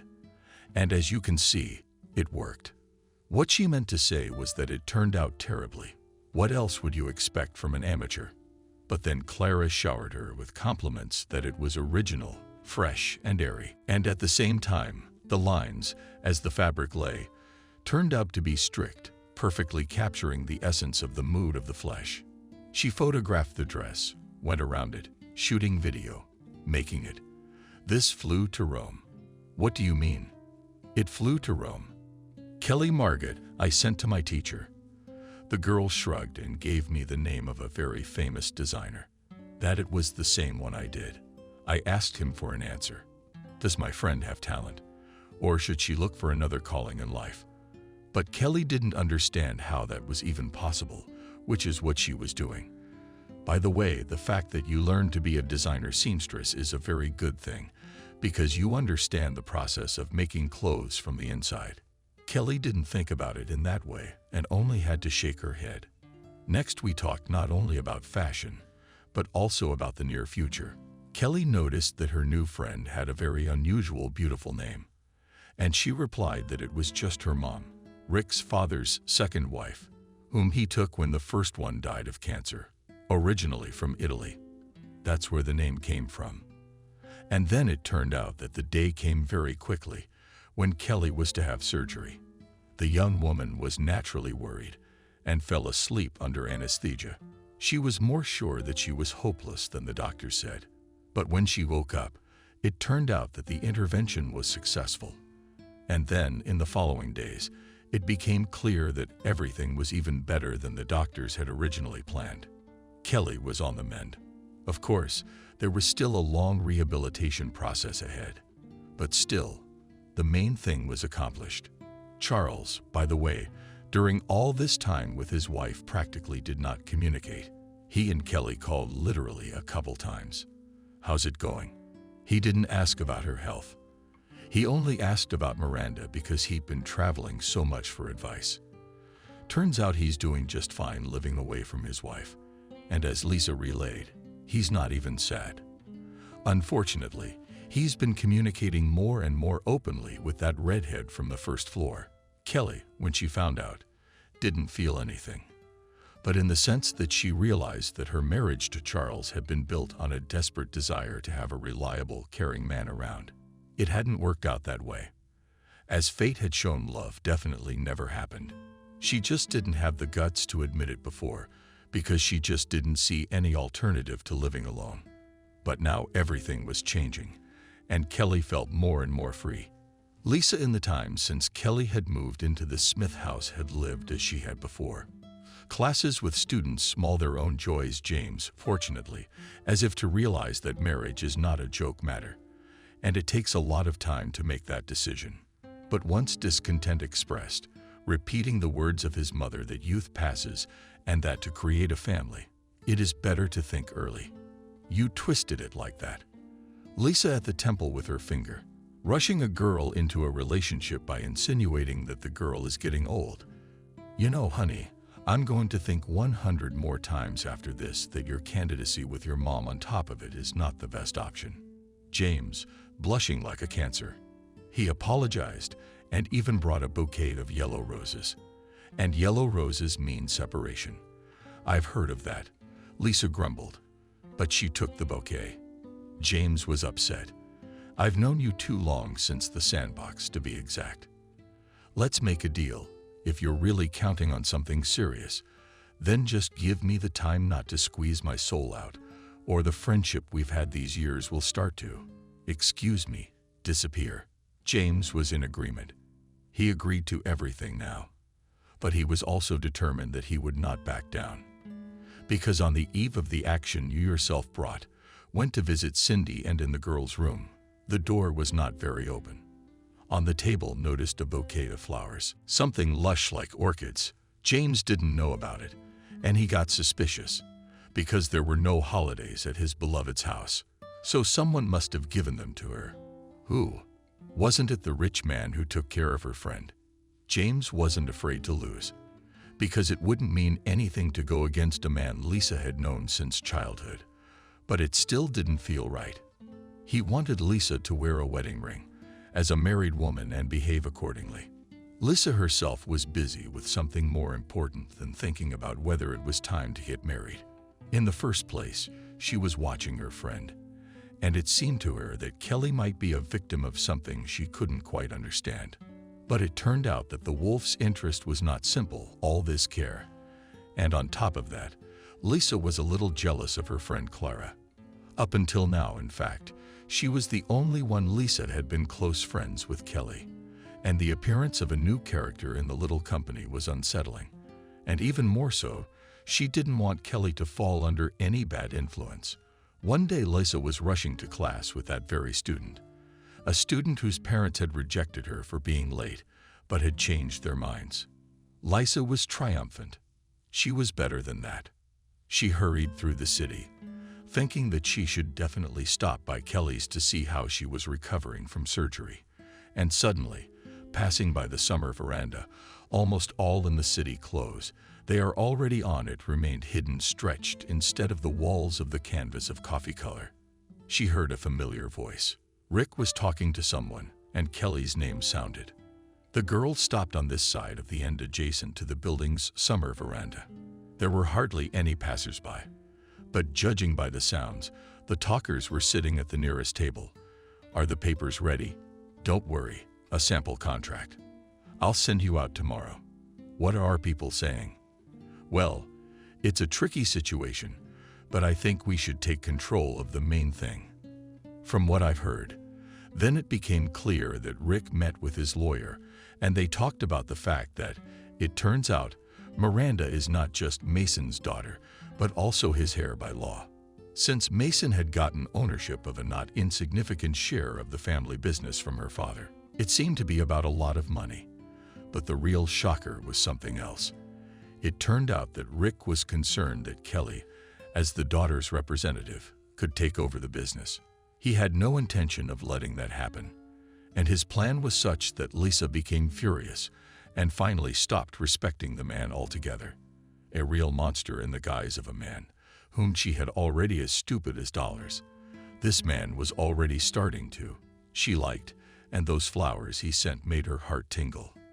Hearing enough, and fearing that I here will find the exit from the summer veranda was literally a meter away from where Lisa was lurking, and she decided to leave, and realized, by the way, that she was late again. Again, she sighed, stopped, dialed the number of the student's parents, and not wanting to listen to compliments, told herself she wasn't coming. Circumstances forced it. They'd promised to leave a negative review on all resources. Lisa, with the phone on the ground, did not throw. Here, and that's Rick's fault, too, by the way. I got distracted by my conspiracy. How much did she hate him at that moment? But she got a grip. She had to talk to Kelly soon. Only it was only coming out that it could only be done later, because there was a new class in 3 o'clock, and to let herself lose this student. Lisa couldn't at all. Then Grandma Lisa's mom called. Lisa was not feeling well. Her heart was not up to the ambulance. But naturally the girl hurried home. And so it turned out that it was possible to get to the friend only the next day. And of course, I wanted to talk about everything on the phone. Lisa, I wanted to call you myself and demand that you come. My friend was in surprisingly good spirits, and somehow it seemed to Cindy that it wasn't just about her getting better. It's been an amazing day. Can you believe Miranda said she likes math? Rick suggested a really good tutor. Turns out Miranda's aptitude just needed a different approach. Lisa was in agreement with this until she started tutoring the girl in Russian. She never got higher than a B. Apparently, Miranda belonged to those kids who need a special way of presenting a topic that is difficult to learn. and their already better will go. The girl would certainly be pleased with the success of a young student. We were about to have a serious conversation on a completely different topic, after which perhaps, only now, as emotions had subsided, Lisa thought about the fact that by telling everything to Kelly could cross her all so prosperous present. But it was impossible to keep quiet about it, because then she would be in great danger, and Miranda would be in danger too. Lisa had already taken a breath of air into her chest to start throwing herself into the thick of it. Here, they were suddenly interrupted. Clara burst into the room as a positive hurricane. "Dad's here with a surprise. Just now he called. He's on his way." "Yay." Smiling brightly, she jumped up to Kelly and took her hand. "You need to get changed right away," she nodded, hinting at the house dress, a funny drawing of a mouse. Lisa was a little in shock. The situation was compounding into a disaster already, turning right before her eyes. She had time to learn that Jacob Smith was, in fact, the real master of the entire family business empire. It was he, not Rick, who made the key decisions, which meant Lisa realized she had to act decisively. "Where are you going?" Ockled her as she hurried to the door. "Kelly, I need to ask Rick something urgent." She dropped what she had in mind. Now she could only hope they were rich people who had no conscience or decency left, would listen to her, and if they didn't, Lisa hadn't decided what to do in that case. But she had no doubt that she wouldn't let her friend get hurt. After all, the operation had already been done, and successfully. So Kelly would be less dependent on this family. Damn it. "Where's Rick?" The maid caught her in the hallway. "He's in the study." But Jacob ordered, not listening to anyone, rushed further into the study, flew into it without knocking, without invitation. The dare of a puppy. The tall, gray-haired man slapped the man standing in front of him, Rick, with a hard swing. Lisa froze and stepped over the threshold. Ouch. Immediately it was clear the scene was clearly not for strangers' eyes. The men turned to her in sync.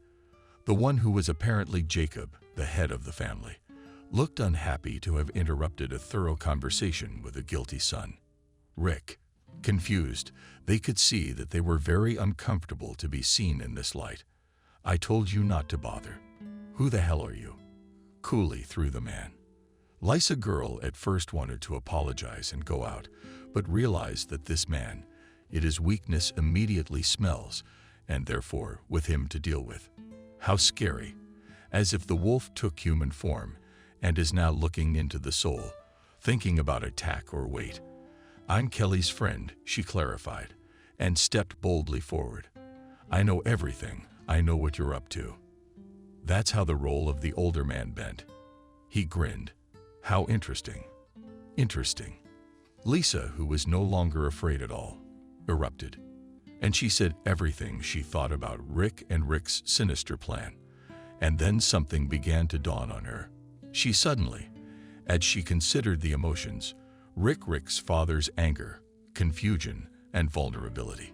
And she even thought that if you began to be a gray-haired man gesturing for silence. Lawyers, thankfully, work for me, not him. And then last night I got the curious news that my own son had decided to follow in his brother's footsteps. Rick, tell me, did you think I wouldn't find out anything at all seriously? Like I didn't know you were coming? Yeah, your accounts are kind of on lockdown, by the way. What did I explain? Well, try me, but later. In the meantime, I must apologize to this lovely girl. He turned to Cindy again. I'm sorry the case was delayed. I should have dropped it and come down here. Once I found out I had a granddaughter. Why don't you sit down? We need to have a serious talk. Cindy was beginning to think that everything that was happening was not real, that she had become the heroine of a movie, a drama, and a thriller. The questions were finally answered. Lisa's panic and fear for her friend was justified.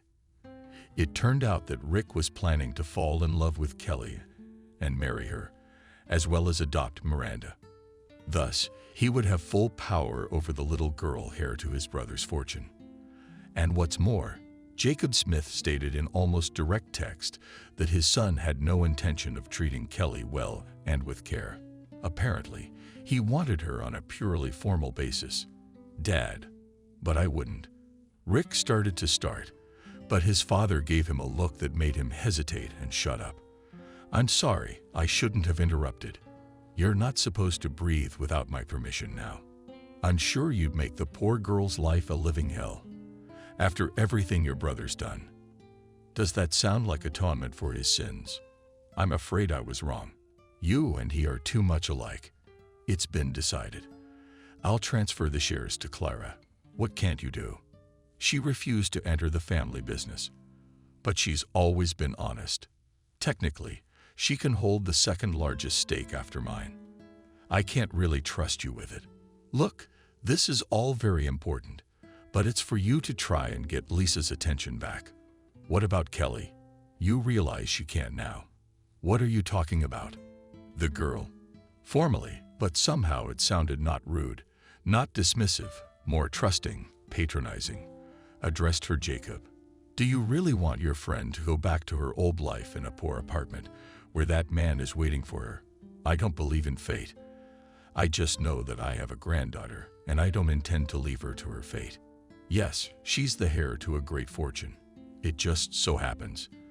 Technically, everything Mason owned went to me as his father, but Miranda is entitled to it, and always has been. And I intend to make sure the girl takes advantage of every opportunity that comes her way. She's not only your friend's daughter, she's my own blood. But Lisa began, but faded under the strange look in Korea's eyes. What Rick was up to must not be known to anyone. Kelly, there is no need to know. Let her life be more peaceful after everything. I agree. I'm bringing her up to speed myself, personally making sure that no one and nothing is threatened now. And then Lisa asked the question that had plagued her ever since she learned that Rick was plotting a mercantile marriage to her best friend. Why did you send me flowers? Why did you act like you liked me? Lisa, look, I know what I did was selfish, mean. So can we talk in private? No, you talk here. I've had enough of your secrets. Besides, I'm really interested to hear about your adventures, you know. Father Rick clearly enjoyed the helpless submission of a son who depended on him for everything. He'd been brought up so that rebellion, though it happened, was quelled quickly. Cindy felt even a little sorry for Rick. He seemed so brutally fair, but not sorry enough to feel anything like disgust for him and a desire to get away from his company as soon as possible. Yeah, I was thinking that marriage to Kelly would be a formality. She'd have social status. She wouldn't need anything. And with you, you wanted to make me your mistress. I've never met a man like that before. You're just, because Rick's father was here. After all, I'm so sorry I let myself get weak and thought it was sincere. So, you know, time is running out. And Jacob got up from his chair. I think I need to go see Kelly and my granddaughter. Lisa was overwhelmed with emotion. She found the strength to curb them. She realized that right now her best friend was essentially at a crossroads. She could fall back, because even getting her health back would be difficult. Or could she actually take advantage of all that Jacob Smith was offering? She could easily just divorce Charles. And Miranda, the girl, could get a good start in life. So Lisa swore to herself. She kept the dark secret safe. She also believed, it was just a gut feeling, that Jacob Smith is another complicated and cruel man who lives by his own set of rules. But he wouldn't hurt Kelly and Miranda. Kelly met Jacob. She liked him immediately. Later, she confided in Lisa that it was as if she could sense in him the father figure she never had. Miranda was wary of the serious uncle at first, but then agreed to call him Grandpa. And then, when he gave her a marvelous plush giraffe and a box of chocolate-covered raspberries, she even dared to ask that if she got a grandfather, couldn't her daddy magically appear as well? And Jacob wondered. He could, of course, introduce Kelly to several worthy young men and naturally belong to his circle. But he promised himself to give it some serious thought. Rick, for two reasons. To keep him out of the way and for educational purposes, Jacob had sent him to the other side of the country to deal with a local problem branch of one of the family business branches. Clara took the news about the transfer of her shareholding as Jacob expected. She fought back with all her might, but then resigned herself to the fact that there was no hiding from the family business. However, she had reason to rejoice. The designer to whom she sent a photo of Kelly's dress said that this girl definitely has talent. Kelly was in a pleasant shock from such news. But the idea that maybe she could realize her dream and do what she likes in life was already beckoning, especially since earnings could be taken care of for now. And Jacob assured her that all the business of transferring the Mason property to Miranda had already been started by his lawyers, and naturally everything would be held in trust. And the little girl and her mother, as they call it, could only skim the cream. Lisa was happy with the way things were lining up, and it seemed she had finally gotten off the carousel of caregiving, albeit the care of her best friend, but it was someone else's life, while her own seemed to be on pause, and now it was time for a change. One evening, Lisa herself called James and told him they needed to meet, despite the increasingly consuming world around them. Fall. The weather was nice, warm.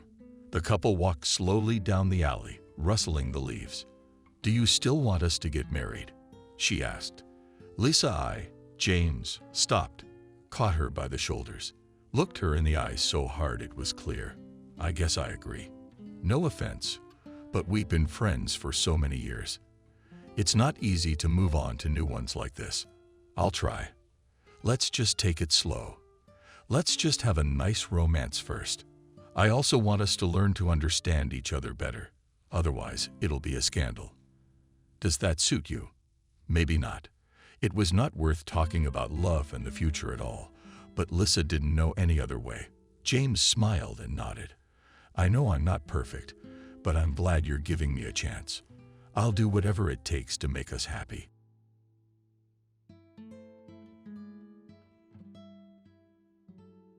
Subscribe and click the bell. Kathy was born and raised in a rural family. Her mother worked on the farm all her life. Her father worked as a driver. Kathy and her sister Christina rustled around the house from a small age, cleaning, cooking, tending to the livestock. Parents didn't have time. They earned money. They came home tired in the evening, and their daughters looked after them. They would set the table, pour tea, and carry clean towels after washing. It was the order of the day then. Kathy dreamed of being a teacher from childhood. Perhaps her first teacher played a big part in that. It was a beautiful, very intelligent young girl, barely graduated from the institute. She spoke competently and calmly, knew the answers to all questions, and skillfully motivated the class to successful study. She had no laggards. Even the weakest tried and stretched to please Mrs. Anna. Kathy remembered crying when her favorite teacher's practice was over and she went home. She hadn't been the only one upset. Since then, the girl had firmly decided that when she grew up, she would become a teacher, as good and kind as Ms. Anna. So Kathy never changed her mind. She studied well and, having finished school, easily entered the university. Life in the city began to get strange. That metals, a room in the dormitory. It was so unusual. The girl had never been separated from her parents and sister Christina for longer than a couple of days. And here it was all of a sudden. It was scary and hard at first, but Kathy quickly got used to it. She liked her studies, her classmates, her teachers. The girl realized more and more clearly. She had chosen the right path. Being a teacher is really her calling.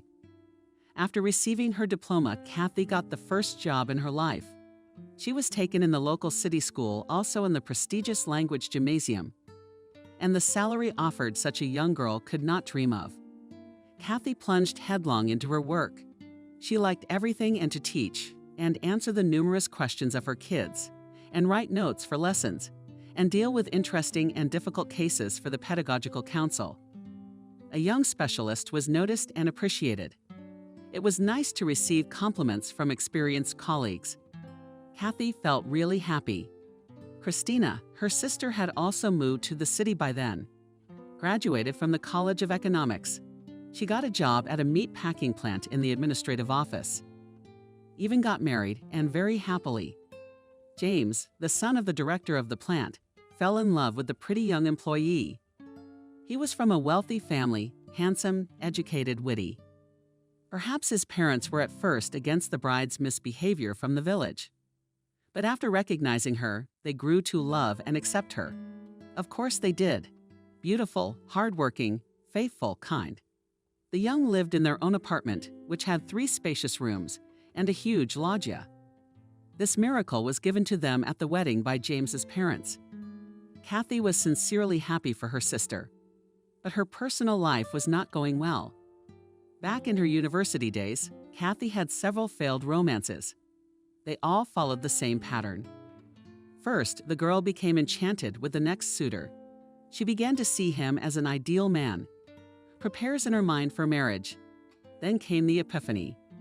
Wearing heartache and almost disgust to the one who recently was the meaning of life, Kathy. For some reason, her beau turned out to be infantile and spoiled creatures and egoists, not independent, weak. No, with such Kathy could not connect her life. Bitterness, disappointment after each breakup remained for a long time. That's why Kathy decided to take a break. Well, these men, they're just frustrating. It's better to get down to work on her career. And then, one day in the life of a young teacher appeared he, Andrew, a modest, even a little stiff and short guy with blue eyes and a nice smile. For the first time, they sought each other in the school gym. On the eve of September 1, Andrew was leading a team of craftsmen who were hurriedly finishing the school renovation. The young men met their eyes. Kathy immediately realized that this man hooked her something. She couldn't quite put her finger on it. He was not so handsome, quiet, and unremarkable. And he flared to the roots of his hair at the sight of Kathy and turned away, embarrassed. It looked very sweet and touching. Kathy realized that he liked him too, at first sight. Then Kathy met Andrew every day, and he invariably hid his eyes from her. But the girl began to notice that the guy secretly looks at her when he thinks that she does not see it. And it was very pleasant and exciting. And one day, Andrew suddenly gathered courage. It was already on the eve of the handover. One last chance to get to know each other. Job done. Andrew has nothing more to do at the school, so he'd never see Kathy again. So the boy decided to take a desperate and difficult step. Andrew spoke quietly and just no florid phrases, but his speech was so sincere, so touching.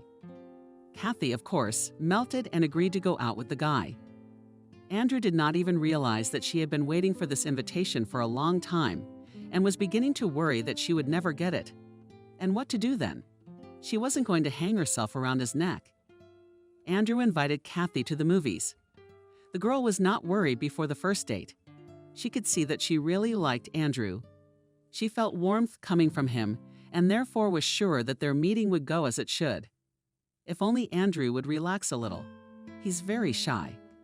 After that first date, Kathy realized that Andrew was completely her person. They were so good, so easy together. Both told each other about their lives and destinies. Andrew was raised by his grandmother. His parents died when the boy was only 6 years old. So there he was left with his paternal grandmother, who was already a very old woman. She was an old-school lady and believed that children should be brought up in strictness, especially boys. So Andrew's childhood could not be called happy, warm, and carefree. No, the boy didn't complain. He just told me how he grew up. This is Kathy, sensitive and attentive Kathy. She drew her own conclusions. She felt sorry for this wonderful boy. She wanted to hug him, kiss him, to give him some warmth and care. I mean, that's all he needed. When Andrew was a kid, he went into the army after school. Then he came back, trained as a welder, but he didn't get a job in his profession. But he became a foreman. Repair crews are also bread and butter. Still, the boy never gave up hope of becoming a welder, and the wages are better there, and he'd studied so much for a reason. Andrew lived in a rented apartment, just like Kathy, when he was just a kid. Clever relatives had sold the parents' house, the boy's orphanage. There was no end in sight. So the boy had to start from scratch. But he was not discouraged and did not complain about life, although fate treated him rather unfairly. Andrew was very kind and caring, unlike Kathy's previous beau. He always wondered if she was hungry, and on chilly evenings he threw his jacket over her shoulders to keep her warm with Andrew. The girl felt loved and desired. He seemed to be willing to do anything for her. It was a wonderful feeling. Kathy realized that she had fallen in love, and the feeling was completely mutual. There wasn't even any doubt. Andrew looked at her with such eyes and tried so hard to do everything to make her feel good around him. It was impossible not to notice. Kathy was not surprised when Andrew proposed to her, and of course, she had happily accepted right away. She had wanted to live next to Andrew for a long time. In one apartment, they would take care of each other, support each other, and it would be more fun together. Kathy was tired of returning to an empty, cold room. Christina was not at first delighted with her sister's choice. "You're young, you're pretty, you could easily find someone more wealthy. How many friends does my earring have? They're all handsome and sons of wealthy parents, and they're like cheese in butter. What about this Andrew? Nikolai is not yard, not work normal." But when she recognized Andrew, the best, Christina changed her mind. "You have a good one," smiled her sister, shared her impressions with Kathy. "Very kind and loves you very much. You'll do well together. You'll achieve everything. You can't miss out on a man like that. I'm so happy for you. Andrew and Kathy got married. They lived in his rented apartment, and Kathy's golden years began. The young husband tried to help his wife with everything. He did a lot of things for her, and even as he had dreamed, he found a new job. He got a job as a welder at a construction site, took part-time jobs, did not refuse the opportunity to poke around, as he was going to get his own apartment. Andrew dreamed of buying a 3-room apartment in a prestigious neighborhood where there are a lot of good schools and playgrounds, so that his and Kathy's future children had a happy childhood. Andrew often made surprises to his young wife. He would give her a ring for no reason, or just come home with a bouquet. Kathy felt the happiest in the world and thanked fate for sending her such a loving and caring husband. The young couple talked for hours and discussed movies and life stories, friends and relatives. They made plans. Sometimes they argued. Not without that, but they always came to a compromise in the end. They liked the same movies and books. They both discovered new and interesting things about each other. For example, with Andrew, Kathy got into hiking in the woods. Andrew, thanks to his young wife, loved the theater. Kathy was sure that she and Andrew were soulmates, halves of one whole. Even though the couple lived poorly, they had enough to live on. But both excesses like a luxury car or annual trips to the sea. There was no speech yet, but both were happy with what they had each other and often discussed that chance meeting at school, which might not have been. Take Kathy, a vacation in August, as her superiors had suggested to her. And then Alex was born. How did the young couple rejoice at his arrival? The new father was glowing with pride, taking his son Andrew in his arms for the first time. He turned out to be a wonderful parent, attentive, sensitive, caring. He could spend hours after work driving around with the stroller to give his young wife a break. But Kathy most often went for a walk with her husband. It was so pleasant to walk together with Andrew, holding the handle of the stroller and in a low voice, so as not to wake up his son, to talk to the man you love about everything in the world. The young parents liked to make plans for the future of their apartment. They still didn't have one. But the amount in the bank account was slowly but surely growing. Just a little bit more, and the couple will be able to afford to buy their own home from Christina's sister Kathy. At the same time, their daughter Helen was born. Young moms often went to visit each other and together learned the wisdom of caring for babies. The sisters shared advice, discussed the successes and failures of their babies. Kathy felt truly happy, and her husband is so loving and understanding. And her sister is close by. The young couple often dreamed about how their son would grow up. Surely he will be smart, kind, brave, will become, perhaps, a scientist or a master of all hands. and they and parents will try to ensure that the innate talents of their child to open and gain strength. It is only necessary to be attentive and patient. Andrew planned to study a lot with his son, to support him and always be there for him in a difficult moment. Kathy was glad that it was easy and calm at heart. The two of them and cope, raise a child a good man. But the dreams of the couple were not destined to come true. A few years after the birth of their son, misfortunes one after another fell on their small family. First came the financial crisis, as a result of which the couple's savings depreciated. They were only a few days away from buying their own apartment. The goal was so close. But after what had happened, the money accumulated in their account could only buy a couple of winter jackets. And that's if you're very lucky. Alex was already in daycare. Kathy was out of maternity leave. The couple took it hard. They even cried. I don't know what to say. Andrew couldn't help but cry. He thought his wife couldn't see, but she saw everything. The man even looked for an apartment he'd been dreaming of for a long time. Spacious, 3-room, not far from a large school and the Palace of Sports, where Alex could do swimming. And then such a blow. But there was no time to indulge in despondency for a long time. Hard times came. Salaries at Kathy's school began to be delayed for months. Things weren't going too well on the building site either. Andrew's main income now came from coven members. The man spent days working part-time jobs to feed his family. Time passed. Alex was growing up. It was time for him to go to first grade. The family seemed to adapt to the new conditions. Andrew was allowed to stay afloat. The man again made plans for his own apartment.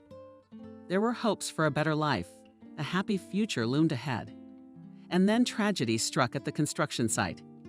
Andrew was working unofficially. The owners of the facilities saved money on everything and didn't care much about safety.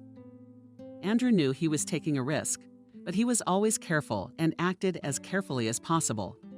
But this time, on the construction of a supermarket building, the man fell off from the height of the 3rd floor right onto the concrete blocks piled piles and below. Of course, Andrew did not survive. Arriving in an ambulance, doctors had only to state the man's death. Kathy was not told the terrible news until the morning. For her, the whole world turned upside down in that second. She could not even cry for a long time. The woman felt her soul and heart literally torn in half. She didn't want to live. How and why get up in the morning if there is now no nearest and dearest person? Kathy realized that she would never meet someone like Andrew again. There was no one else like him, and she didn't need anyone else. She missed his smile, his look, the smell of warmth. It was physically painful to not be able to hug a loved one. There were his things around him, clothes, books, glasses. But Andrew himself would never come home again, would never hug her and her son, would never joke with them. How to accept that? To dull the pain, Kathy even took up the bottle. Kathy realized, of course, that this was a road to nowhere. But at that moment, she didn't care, just as long as she could get rid of the unbearable pain for a moment. There's no telling what would have happened to the woman if it hadn't been for Christina. She took Alex in for a while. She saw that his mother was not able not only to look after the child, but could not even cope with herself. Kathy didn't care. She took Alex, and that was fine. And she didn't even think about her own child's feelings at that time. But he was also in pain and scared. Strange as it may seem, Alex's illness brought Kathy back to life. He caught pneumonia and went to the hospital.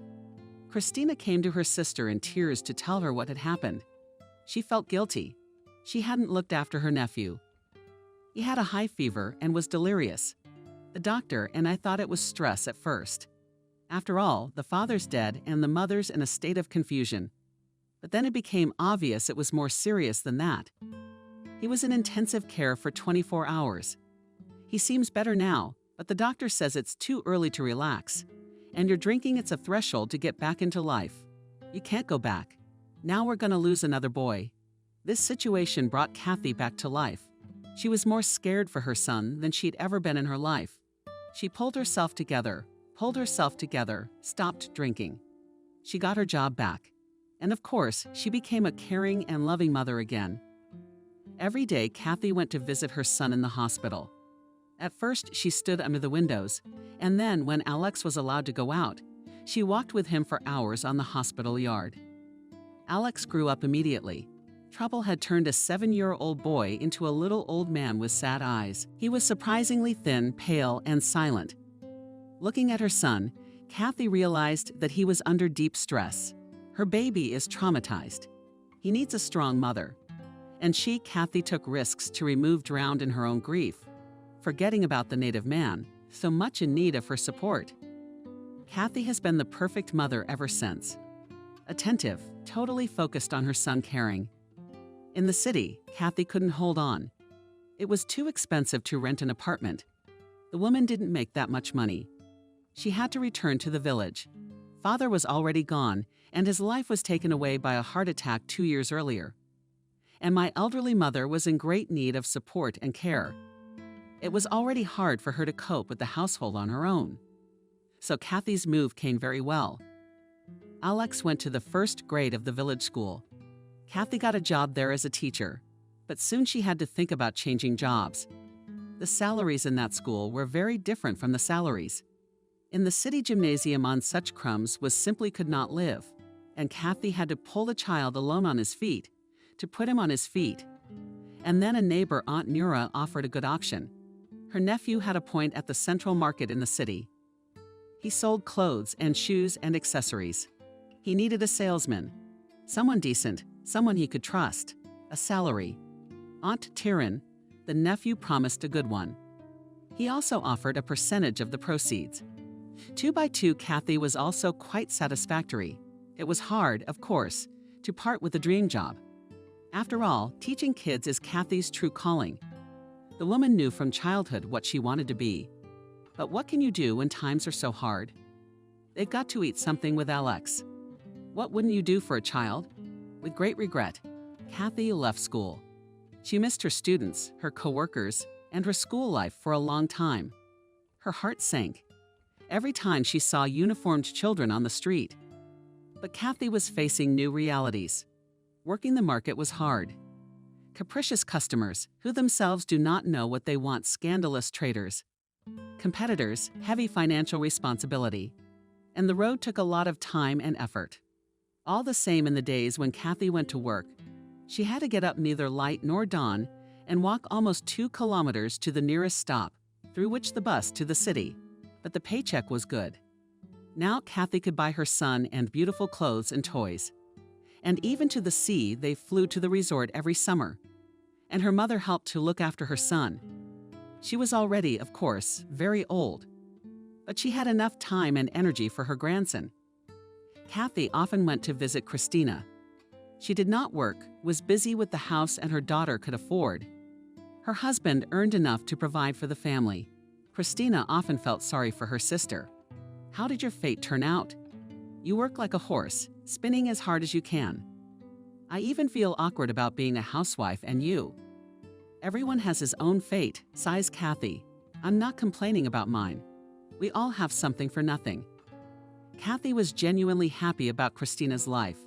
She adored both her sister and her niece, Helen Christina, but her daughter. The 4 of them often went out together. They'd go out together. All in all, they lived close together. It was Christina who advised Kathy to save some money and invested in shares of a large company. James says it's the right thing to do. We have a lot of money invested in those stocks ourselves. My husband's sure it'll be great in the end. And James is smart, he knows. Kathy listened to her sister, and without saying a word to anyone, she bought a few shares. The capital grew, but it was impossible to get rich very slowly thanks to such interest, as it seemed at first. But Kathy decided to let the money lie on deposit. But she did not tell her son or her mother about the shares. I don't think they'll approve. They'll say it's all a waste of money. Let the family live in peace. So Kathy had her own little secret. Now she was saving money, buying stocks, saving for a happy future for her son. Alex grew up a smart, athletic boy, unlike his modest, quiet father. Alex was the soul of the company. He always had a lot of friends, comrades. The guy walked a lot, laughed, socialized. He was a very cheerful and carefree person.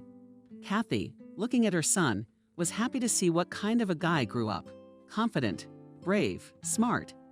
This was exactly the kind of son she and Andrew imagined when they walked around the neighborhood with a stroller. Alex dreamed of becoming a lawyer, but to enter the cherished faculty he lacked just a little. The guy had to go to the army. Returning, he decided to try his luck in the city. His mother supported her son's decision and even helped financially. She rented Alex an apartment. Go, try, dare. Just be careful and know that no matter what happens, you can always come home to this house. Thank you, Alex smiled. But I'm not going back. I'm going to make my way in the city. There are so many opportunities there, so many prospects that something will work out. Goodbye, smiled Kathy. It was scary to let her son go, but what can you do? The boy had grown up. It was time for him to start his own life. Alex enrolled in a construction college and at the same time got a job at a factory.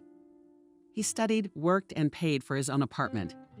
He often came to the village to visit his mother and grandmother.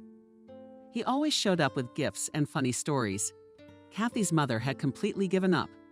She hardly ever left the house, and sometimes she didn't even recognize her own daughters. One day she had a heart attack.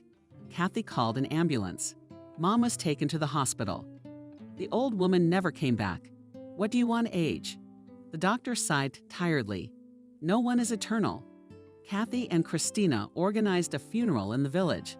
A lot of people gathered for the wake. After all, everyone here knew Mom. Then Christina told her sister to take over her parents' house. I don't need that half of the inheritance. I don't need it. You know I don't. What about you? You took care of your mom the last few years. That's hard work. So it's only fair that you get the house. Kathy didn't mind. She really needed her own place. Old age was fast approaching. The woman was sometimes surprised at how quickly her life flew by. It seemed that she and Andrew Alex had just been born. They were young, full of plans and hopes, beautiful. And now Alex is a grown-up, independent man. Andrew is not, and she herself is almost an old woman, that ahead only pension and quiet, peaceful existence in a village house. The only hope is in Alex. Here he will get married. His grandchildren will be born. The kids will come to visit their grandmother. Then the joy in life will appear. By the way, Alex is a good man. He did not give up his dream of law school. He got in after all. It was hard for him to work and study, but he'll get through it. Kathy, if anything, will help and support him. Christina said it was time to live for himself. You're young, you're still beautiful. Alex has grown up. Now you can treat yourself. Your salary is not bad. You even have savings. Let's fly to Italy or Greece. You've never been abroad. We'll take a walk there and have a vacation. What, Greece? What, Italy? Kathy smiled back. I have a grown-up son, Ivan, will soon get married. Probably he will need to help with the wedding and the apartment. That's what I'm saving up for. I don't have time for a vacation. Your son is a healthy, grown-up man. He's so strong and handsome. He'll manage on his own. You have to think about yourself sometimes. But Kathy didn't agree with her sister. She likes to talk easily in front of her husband like that. And Kalenka was born with a golden spoon in her mouth. She has a future for 100 years ahead planned and secured. True, the nephew was good, despite the rich parents, and grew up wise, modest, judicious. Simple, such a natural, pleasant, very independent too. Like Alex, she's been working since she was young. Golden girl. When Kathy had argued with her sister that Alex would need her support for the foreseeable future, she'd been right on the money. Shortly after that conversation, the son came to visit his mother for the weekend. He was mysterious, not as he always was. Kathy immediately realized that something was wrong. The woman quickly set the table and put out her son's favorite treats: fried potatoes with mushrooms, pancakes, and pickles from the cellar, and then watched with pleasure as Alex absorbed it all to satiety. The young man shared with his parents an amazing news: Mom, I'm getting married. As Kathy splashed her hands, went on, the calm questions fell from her like from a cornucopia. The woman is filled with a mass of emotions: joy, of anxiety, surprise. Her name is Julia. You're gonna love her. I'm bringing her here next weekend. You two should get to know each other before we get married. Just wanted to warn you first. Kathy nodded her head with a smile. She knew, of course, that this moment would come sooner or later, but still found herself caught off guard by the news. But wow, Alex is getting married, all grown up. Julia worked as a waitress in a cafe. The guy often came to eat at this place. That's how they met. Julia's from the country too. The son shared details. She was raised by a single mother too.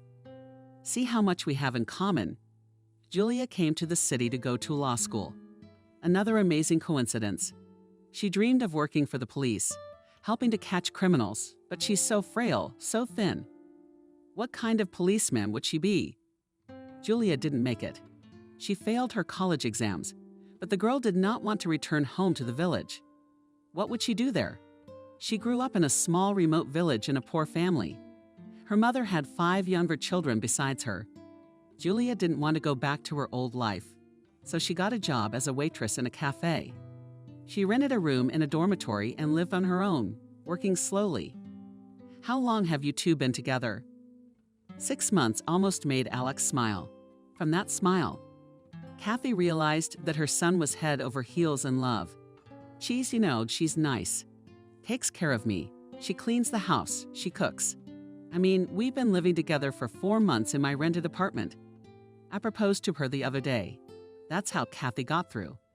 It's how much to prepare and the dining room for the wedding to order and outfits for the bride and groom to find and host, hire and menu. Think through and the invitation to send out to moms. We decided that we can do without all that. Just answered Alex. We'll sign everything quietly in the registry office and everything as you want, nodded Kathy. She had painted in her head the image of a perfect wedding for her only son a long time ago. It was a cheerful celebration with a crowd of dressed-up guests, a ringing toastmaster, a huge cake, and a table full of treats. Cars decorated with balloons and ribbons, dancing, a beautiful bride and a happy groom. But since the young people decided differently, so be it. It's their holiday after all. The following weekend, Alex arrived at his mother's house with his bride. Kathy was confused, prepared a royal chair, and made salads and meat, spared from the appetizers, stacked on the compost. Kathy was very excited. She wanted to please her future daughter-in-law, to show Julia that she was very much expected in this house. They were preparing for the arrival of the dear guest, as long as not to say the wrong thing, so that Alex was ashamed of her mother. Then it didn't happen. Julia turned out to be a thin girl and not tall. Big dark eyes, thin eyebrows, and a spread of thick silk. She was dressed simply but tastefully, an elegant dress, low-heeled shoes. At first, the guests and the hostess felt a little constrained. Julia, looking around carefully, was silent. Apparently, she was embarrassed to say a word. Only after a while did Kathy realize that this modesty was feigned. Julia was just looking around. She was choosing tactics of behavior, drawing conclusions. The atmosphere at the table was moving. Alex joked, amused his ladies, throwing up interesting topics for conversation. He was always so lively, energetic, companionable. In the course of the conversation, it became clear that Julia was indeed from a very poor and disadvantaged family. The girl charmed Kathy at the first meeting with her modesty. Bride Alex had a very sweet smile, and how she looked at her fiancé. In her eyes shone tenderness and love. The guy, however, answered Julia in the same way. He held her hand, now and then took her by the waist. There was love and harmony between the young people. Kathy looked at them and her heart rejoiced. Alex and Julia were married. Kathy suggested the young people to have a party in a cafe. All right, not a real wedding with a toastmaster and cars, but they could have a proper celebration with their friends. She even set aside money for it. Kathy had savings. Over the years, the woman managed to put aside a certain amount, plus stocks bought on her sister's advice. They'd grown a lot. At first, Kathy dreamed of buying an apartment in the city, but then realized that in the village she lives well. Quiet, calm people, familiar and friendly around. Kathy liked the very atmosphere reigning in her village. Closer to retirement, the woman realized that she did not want to move anywhere, but she could. She had enough money for a small apartment. But never mind, her son could still use it. Only Christina's sister knew about the savings. Kathy didn't talk about her wealth, not even to her son. She wanted Alex to grow up independent, that he as a man, himself tried to earn money for housing and something to achieve in life. But it will not work out. His mother will always help him in a difficult situation. There are means only for the time being. He shouldn't know that. Let him make his own way. The money was in a bank account. Kathy had invested some of it in stocks a few years ago on the advice of her sister's husband, and the money was now generating a good income. For her son's wedding, Kathy had withdrawn from the account. The amount she had estimated would be enough for a lavish celebration. She wanted to give them a present. On her son's next visit, she handed Alex a puffy envelope. Wow, he was amazed. He poked his nose inside. What a surprise. Where'd you get it? I saved up, Kathy smiled. Make yourself a holiday like you want to go out to a restaurant with your friends. Don't deny yourself anything, have fun. Thank you, smiled Alex. But we better save this money for renting an apartment. Why do you need to rent an apartment and already earn money? And the wedding, it is in general once in a lifetime, only happens. Well, ideally, of course. I have problems with my job, Alex admitted. They pay pennies, and it's unstable there. I'm just in danger of getting sick. And Julia, that she does not earn enough. A waitress does not pay millions. It's okay. Kathy patted his grown son on the shoulder. Alex is all grown up. He's a big man himself, and his problems are just as grown up. Already financial issues sadden him. He's thinking about supporting his family. I feel sorry for him, of course. Yes, everyone goes through such things. Don't worry, son. When you finish your studies, you'll find a better job. You're my good boy. You're so smart and handsome. You'll be such an educated man. If you're such a man, they'll take you everywhere. They won't take you. Alex sighed even harder. I was expelled, as Kathy added. Why for truancy? Alex said quietly. Kathy was almost crying, son. In her dreams, she had already seen her son as a graduated lawyer, successful, competent, highly paid. And now, all of a sudden, it's news like this. Just like that. Alex looked at his mother with irritation. I had to work a lot, so I didn't get to classes. I had a lot of absences. I thought they'd come out. They didn't. So I got expelled. No big deal. Kathy pulled herself together. Alex needs a little encouragement now. You'll learn. Not the first and not the last. Yes, I do not want to finish studying. Alex got angry. I'm a grown man. I'm sitting in the pears, pants rubbing. It's funny. You have to earn money, not suffer with nonsense. Kathy did not argue with her son. Not in that. He was now in a state of nothing. Then she will change his mind. Education is necessary for a young man. Otherwise, you can't build a career. A woman is sure to convey this to her grown-up only child. Now it is necessary to support him, to calm him down, to encourage him. Well, if you don't want a wedding, do with this gift of mine. What do you wish? Nodded Kathy. Alex. Thank you. Alex's mom smiled gratefully and happily. We could really use the money right now. We're happy to help. You're all grown up and practical. Others would be happy to spend money on a holiday. But you're thinking about the future? I have to, sighed Alex. The son left, and Kathy stayed home with a heavy heart. Alex was also worried now. He didn't finish his studies. No decent job, no place to live. Now he's getting married. If children will go, Alex will have to work at unskilled work from morning till night to provide for his family. And this is not the future Kathy dreamed of for her only child. He's a grown man, he'll figure it out. Calmed her sister Christina in the evening on the phone. What are you worried about?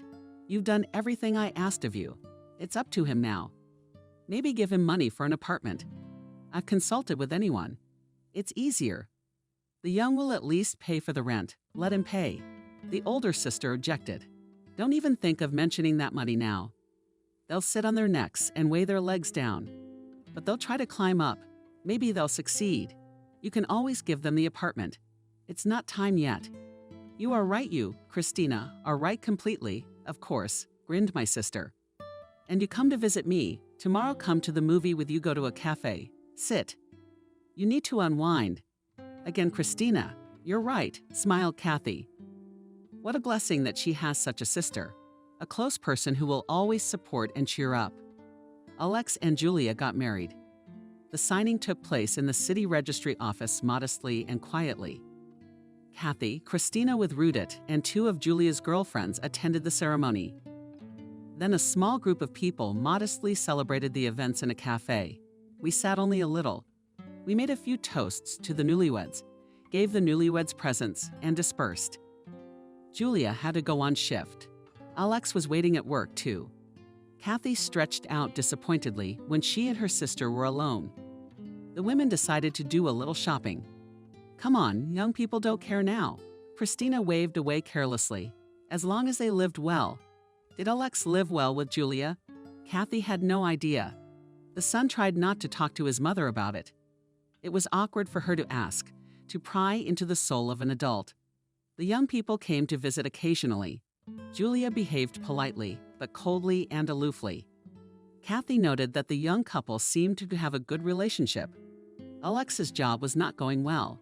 He changed places and employers, looking for a decent income, but nothing worked out. Alex didn't want to think about going back to university. Kathy several times wanted to tell her son that she had a safety cushion, which she was ready to give him. She wanted to encourage Alex to take that desperation out of his eyes. But the woman delayed. We need to let the young ones try to get back on their feet on their own. It's important. It's not like they're so needy right now. Yes, it's hard. But they're two adults who should be able to cope. But if there's a child, then it's a different matter. Children should live in normal conditions with calm, peaceful parents. Several years passed. The situation in my son's family did not change. He was still looking for a job.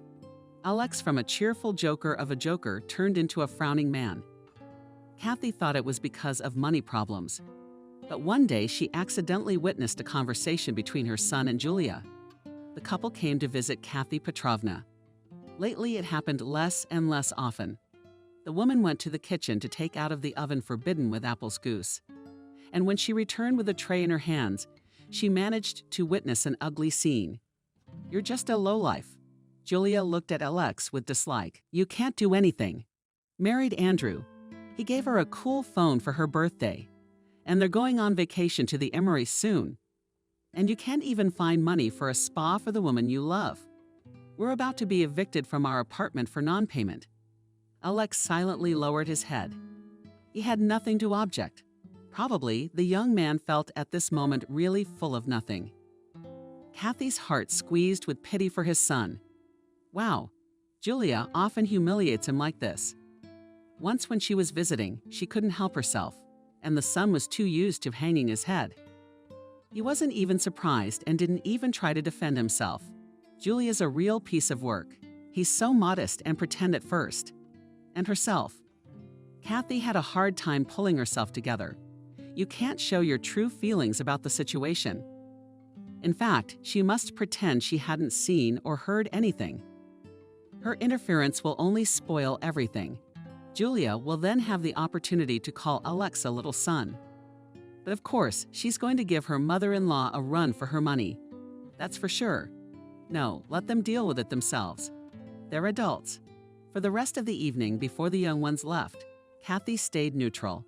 Talked on distracted topics, smiled at both spouses, and tried not to notice the sunken sadness in her son's eyes. When the children left, many things became obvious to Kathy. Alex is head over heels in love with Julia. That much is clear. He's willing to go to great lengths for her.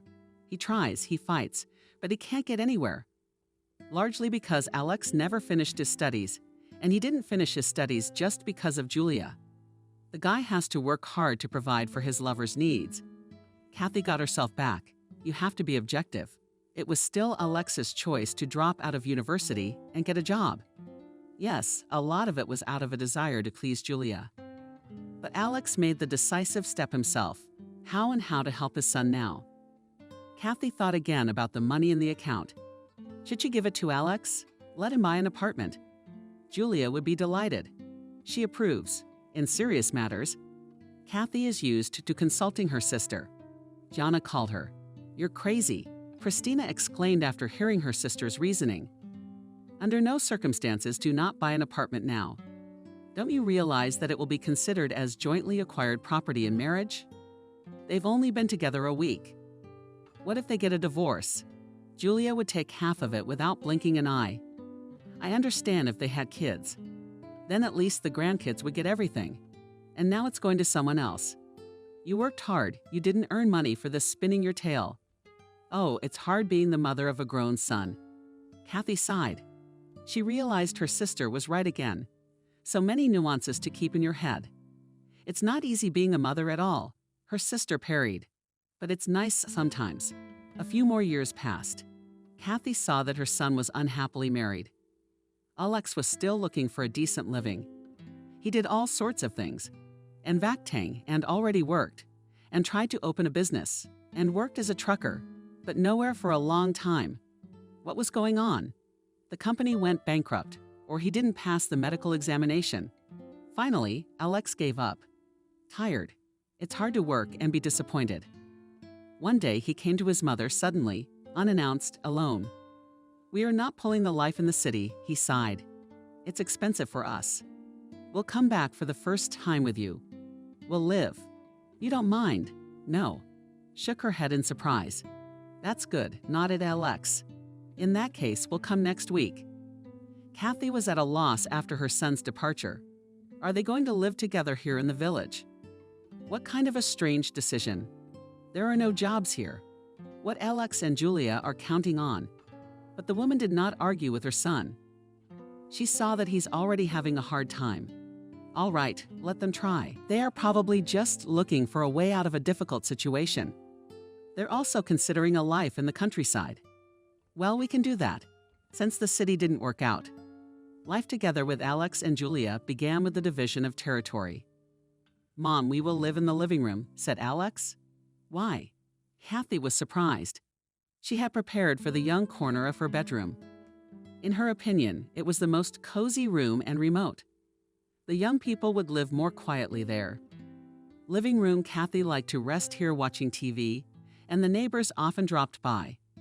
There was plenty of room in the living room for friends. Because it was the biggest and brightest room, Alex answered simply. Then Kathy realized that her son was broadcasting Julia's will. He always tried to please his wife in everything. He loved his young wife more than his father's life and took advantage of it. Julia immediately showed her true face to her mother-in-law. Did not even try to pretend anymore, polite or modest. She didn't like everything Kathy did. And her mother-in-law didn't cook right. Too fatty, unhealthy. And the server's table was sluggish, wrong. And she didn't even know how to mop the floors. Julia would often admonish Kathy with a look of contempt. That it's you who rattles the dishes in the morning and disturbs your sleep, or are your friends laughing too loud? Couldn't you get together somewhere else in the evening? At first, Kathy was at a loss for words at her sister-in-law's insolence. Then, of course, she thought of appropriate responses to Julia's barbs. She wanted so much to remind her that she was not in her own house. Accordingly, she should behave more modestly. But Kathy lingered. For her son's sake, of course. The woman saw. Alex is very attached to Julia. He loves her, idolizes her. The young husband tried to fulfill his wife's every whim. There were many whims. The man failed and felt guilty. Julia was suspicious of elegy, this feeling of guilt. Often she mentioned husbands, boyfriends, her acquaintances who overpowered the women they loved with jewelry and literally overwhelmed them with money. Kathy understood the purpose of what was being said. Julia was manipulating Alex, played on his feelings, used her spouse to suppress him. But she wasn't even trying to open up to her son. He's not in the right state of mind right now anyway, too blinded by love and passion. Kathy sincerely did not understand what her son found in this Julia. Well, yes, she was pretty, but there's a lot of them out there, and now you're getting these feelings. It seemed that if Julia asked him to jump off a cliff, he would do it gladly. Alex got a job at the local sawmill. The work was hard, physically exhausting, but the pay was good, enough to take Julia into town from time to time, then to shopping, then to a restaurant. The young wife herself didn't bother to work. Well, where can I find a suitable place here in the village? She sighed. And in the city, every day do not go to the city. I traveled, Kathy suddenly remembered. I had no husband, no child to raise. So I drove from here to the central market every day. Why are you comparing times and situations? Julia sighed languidly. First of all, I am married, fortunately. After all, the responsibility for the material maintenance of the family lies on the man, not on the woman. Secondly, we are in no hurry to have children. I believe that it is silly to give birth to Beskov without a yard is terribly irresponsible. And thirdly, I'm going through such a period now. Do you think it's easy to work as a waitress on night shifts? To tolerate the antics of customers? I need to recuperate, get back to my old self. Kathy could have said a lot of things to her daughter-in-law, but she kept quiet. She kept quiet for her son's sake. He was having a hard enough time as it was. And now he's going to be caught between his mother and his wife, like between two fires. Kathy was well aware that her daughter-in-law was openly condemning her life. And this Julia to give birth to children without a stake, without a yard is irresponsible.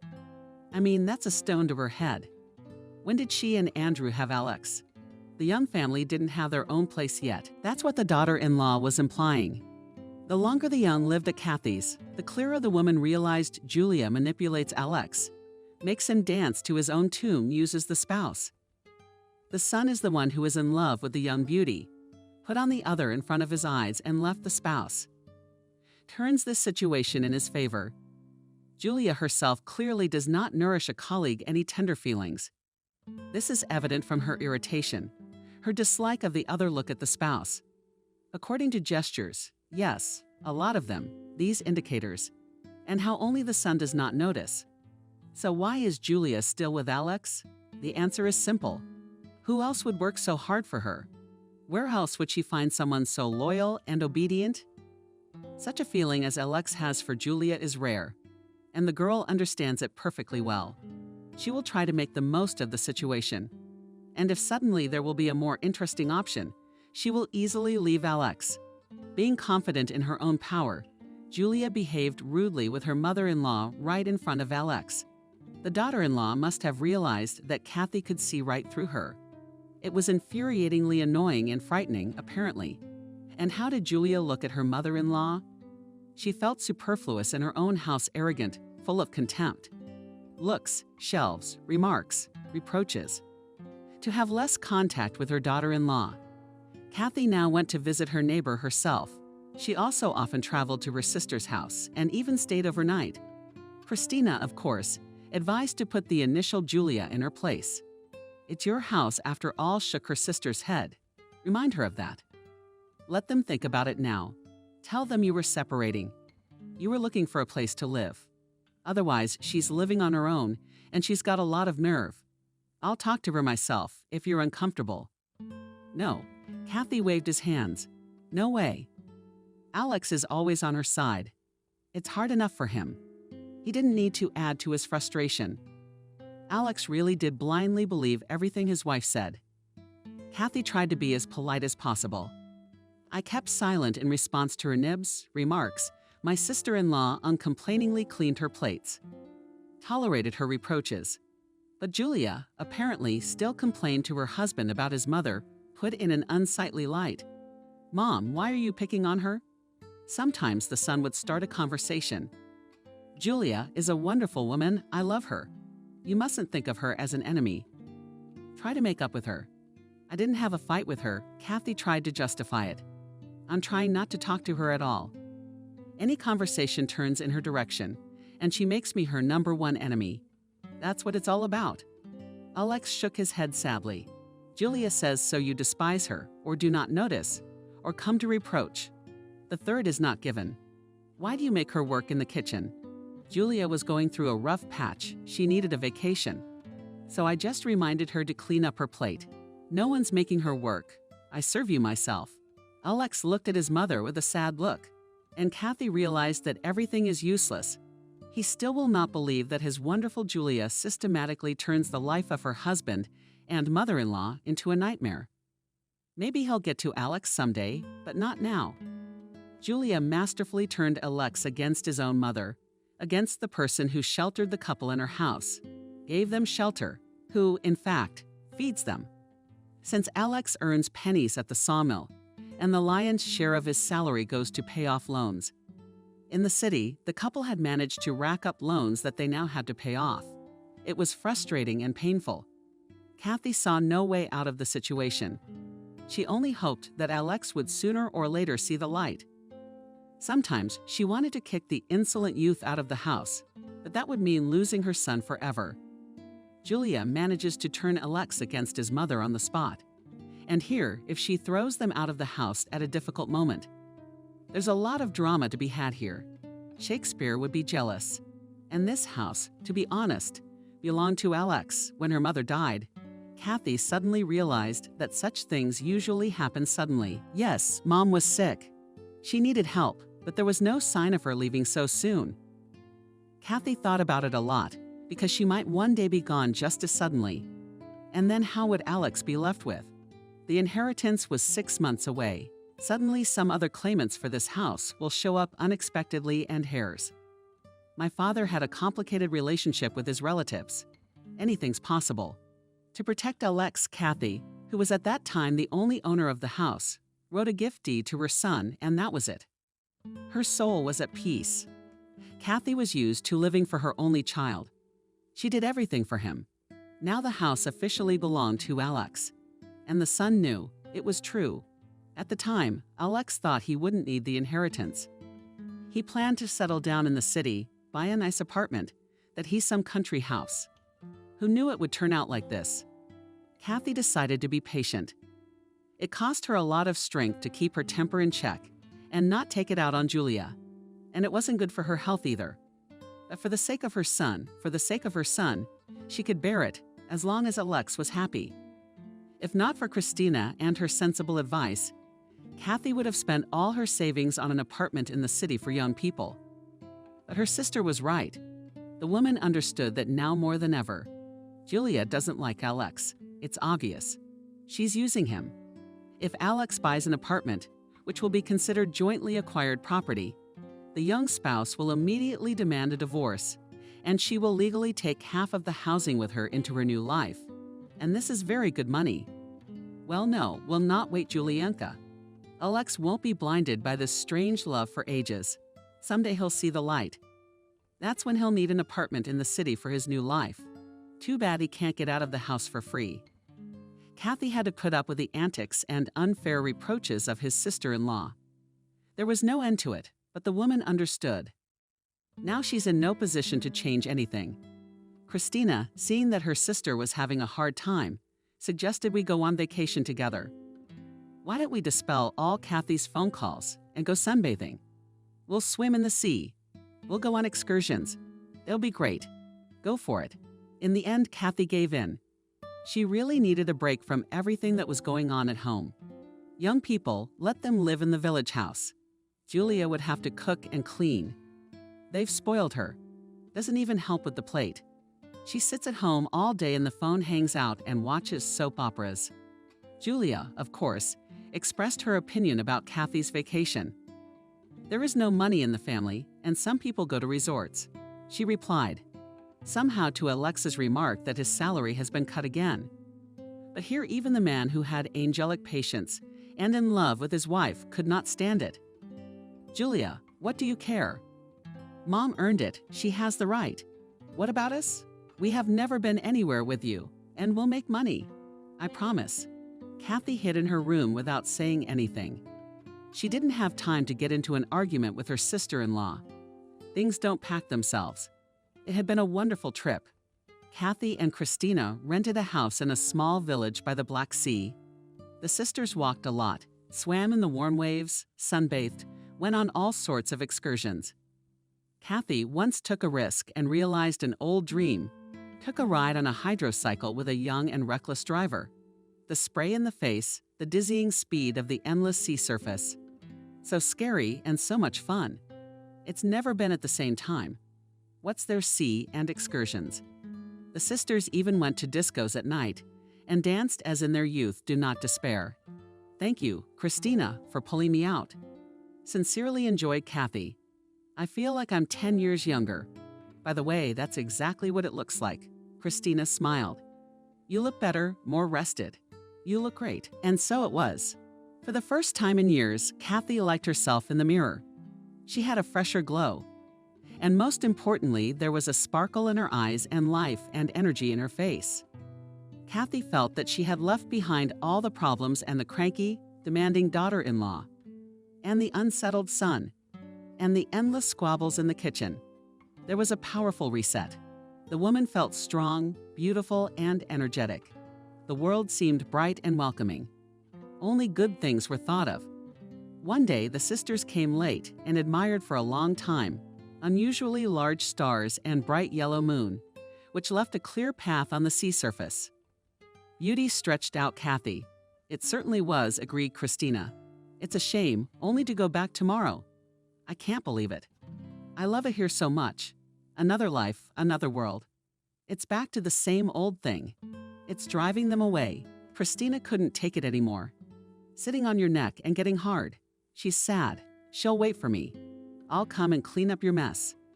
Don't. The Ataman protested. It will make things worse. There's no need to make things worse, grumbled Christina. There's nowhere else to go. Good evening, lovely ladies. A low, pleasant voice came from behind them. Both women shuddered with surprise and turned around. In front of them stood a man, slim, trim, with elegant gray hair on his temples. He was charming and had a very friendly smile. He was wearing jeans that went up to his knees and a loose black t-shirt. In all this, the stranger looked very stylish and attractive. And hello to you too, answered for the two of them Christina. Wonderful evening, isn't it? The man kept approaching. Kathy could not take her eyes off his smile. It made the stranger's face seem to glow. The man introduced himself as William, said he had just arrived here today, and checked into a room on the second floor of his sister's cafe. Just today, they were having dinner in this place, drinking wine, eating kebab, enjoying live music. William immediately noticed two beautiful, single ladies at the table and followed them to the shore. I apologize if I startled you. And don't think I'm a frivolous adventurer. It's just that you both have such kind smiles. I just wanted to get to know you better. I'm here all by myself. I'd like to find some company for socializing. If you don't mind. There's a problem with that. It's Christina's fault, she shrugged. I mean, we're leaving on a plane tomorrow at lunch. That's a shame. The smile slipped off William's face for a moment. Kathy was also sorry they wouldn't have the chance to get to know the man better. Surely it would have been even more fun and exciting for the three of them to spend their vacation together. There was something about William, something special. Kathy wanted to be near him, to look into his eyes, to admire the man's smile, to listen to him.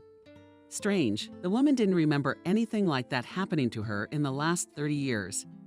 And had it ever happened in her life at all? Well, if that's the case, we have one night left. William was smiling again. So let's make it a fun night to remember. I come here a lot. I'll show you places to see. You're coming with me. Kathy was ready to say yes right away, but Christina's careful. Christina, unlike her sister, didn't lose her head around the charming stranger. It's like we're seeing you for the first time, she smiled embarrassedly. I don't want to offend you, but it's right to slap yourself on the forehead. William. Of course, there are all sorts of lunatics and criminals nowadays. Of course you're wary, and so am I. Let's just walk along the promenade then. There's a lot of people here. I don't want to part with you. That's the way to humor Christina. Kathy realized her sister was pleased that William was not offended. It was a wonderful walk. The sisters and their new acquaintance chatted and laughed without ceasing. Turns out William lives in New York and has his own business there, a chain of restaurants in the States. He's often there on business, meeting with winemakers, making contracts, shopping. Basically, he's growing the business. The man also told about his personal life, sincerely, without any secrets. He acted as if he had known Christina and Kathy for 100 years. William was widowed early. His daughter was only 9 years old at the time, and he never remarried because his daughter didn't want a stepmother living in the house. And the word of an only child was always law to William. You and Kathy are alike in that, Christina remarked. She, too, lives only with her son, tolerates a lot for his sake, allows him everything. Yes, William looked at Kathy with interest. The woman's eyes met his, and she flashed like a young woman. She even felt hot. That's a shame. Years later, I realized that's not the way to do it. My daughter grew up to be quite a spoiled brat, but she's doing well now. She found a husband who, like me, tolerates her whims and fancies, and lives quietly abroad, unfortunately. They've gone to a warm place, so I'm all alone. I have a job, friends, but still, after my daughter's departure, I feel empty in the house and in my soul. The trio partied until the wee hours of the morning, and it seemed as if they'd gone back to their youth. William clearly sympathized with Kathy. He tried to please her from time to time, taking her hand casually. Once he hugged her waist lightly and briefly. Kathy wanted that moment to last forever. The sisters reached their cottage only when the matchmaking began. William, of course, volunteered to see them off. "I don't want to part with you," William confided. His eyes, of course, were on Kathy. "Kathy, why do you blame the phones?" Christina suddenly suggested. "Why did we have such a good time? Why don't we come back again next year? We should call each other so we can have a vacation together. It'd be fun. That's obvious. That's a great idea." William says yes, I'm dictating my number. "No, you better give me your phone number." Kathy complied with William's request with a smile. He deliberately held her hand in his as he took her cell phone. There was so much warmth from him, so much tenderness. Kathy wanted to dissolve into it all. It was a shame they had met so late. William quickly dialed his number from Kathy's cell phone. But there he smiled. "Now we've exchanged phone numbers. We won't lose everything."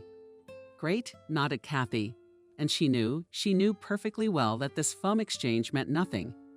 And the fairy tale that had almost begun would never really begin, because there was no tomorrow. Already today, she and anyone will fly home. And there again, a cramped village house, a disgruntled daughter-in-law, a Willa's son. And the problems hadn't gone anywhere. While she was away. William, today he's been out with them. Tomorrow he'll find someone else. A man like that, he's not for her. He's too handsome, successful, wonderful. Where would she go with someone like that? Sad, of course, but the truth of life. "Ah, how he looked at you," smiled Christina, when the sisters were left alone. "I wish someone would look at me with admiration someday. Well, just once." "Oh, come on." Kathy waved you off with a smile. She knew that now she would often remember William for his soft voice, his delightful manners, his beautiful eyes. And let that man forget about her, the very next day it didn't matter. William, he played a huge role in her life, although he himself did not even realize it. Kathy did not reach her home until the evening. She and Christina had managed to nap for a couple of hours before the flight, but Kathy still felt tired and broken. Sleepless night, flight, acclimatization. The door was unlocked. Alex must have forgotten to lock the gate when he got home from work. He's been tired lately. And then there was Julia, who knows what she was feeding her husband while she was away. It was hard to imagine a daughter-in-law cooking borscht for her husband. The windows in the house were open wide. The steady hum of the television came from inside. The evening news was on. Kathy was about to enter the house with a smile. When she heard Julia's voice, she was obviously in the kitchen. How? Very simple. I was telling off someone who was obviously Alex. Now will appear soon. We will send her for milk. And while she walks, we'll put her things out of the door. It's no big deal. We've agreed 100 times. What are you worried about? Isn't that too harsh? Asked in an uncertain voice Alex. She's my mother after all. And this is her house. Not hers, yours. Julia argued. You showed me the deed of gift. And if that's the case, why should I put up with her here? I mean, she's been harassing me on and on and on. Alex, I told you, she's trying to break us up. But let me leave then, because I can't live in a house with your mother anyway. Okay. Alex mumbled conciliatingly. As agreed, so we will act. You just look, don't give any slack. We do everything right, you know? Standing up for personal boundaries. We're good. Kathy was standing under the window, dead or alive. It slowly dawned on her that she just overheard him talking. and that she was about to be kicked out of the house, and that Alex had agreed to it. There was no way the older woman had expected such a thing. She even had dark flickers in front of her eyes. Her blood pressure must have skyrocketed. Kathy took a few deep breaths to pull herself together, let on a joyful look, and entered the native hay. "Oh, hello," lusciously, Julia smiled. "And we were waiting for you a little later. A cab was rushing by. I didn't have time to look back, Kathy. I brought you some presents." "Oh, what an experience." "No sharing." Julia was doing her best to feign some sort of joy at seeing you. Alex stood next to her, slumped and silent. And Kathy perfectly understood the reason for her son's sadness. Of course, it's not easy for him right now. But he can't put his wife in her place. She has too much influence on him. "Oh," Kathy splashed Julia's hands. "You go to Anna for fresh milk, please. I have soup boiling on the stove. I can't get away. Alex is very tired from work, and I'm sick." "If you are not very tired, then of course, nodded Kathy, and left the house, already knowing what awaited her on her return. It was a good thing she had overheard the conversation. She would at least have time to prepare for a serious conversation with her son and his wife. Her suitcases. Kathy spotted the porch from afar. They stood orphaned, leaning against the wall, waiting for their hostess. The hope that Alex would stop his wife's insolent behavior melted like smoke. The woman went up on the porch, knocked on the door. There was a note from inside. Julia's voice sounded. "Read it, and you'll understand everything." "Goodbye. I don't need it." "I need your note," Kathy said. "I want to talk to you. I want to look you in the eye." The door swung open with a bang. Julia stood on the threshold. She looked haughtily at Kathy. "Well, look, if that's what you want." "Julia, why are you doing this to me?" "I've tried to be your friend." "Haven't I? You piss me off. A young woman has split. You're judgmental. Everything's wrong. Everything's wrong. You make your own rules. I don't feel like I own the place. And Alex is fawning over you."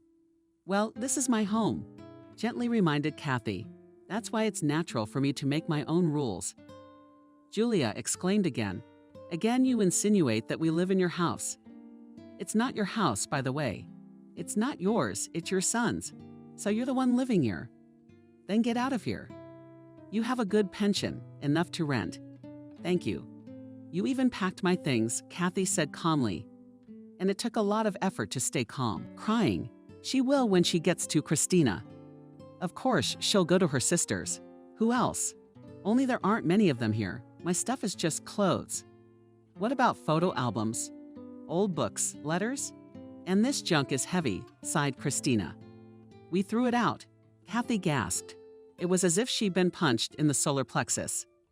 It was her family's history, old photographs, letters from Andrew and her parents, postcards, diaries Christina and Kathy had kept when they were young.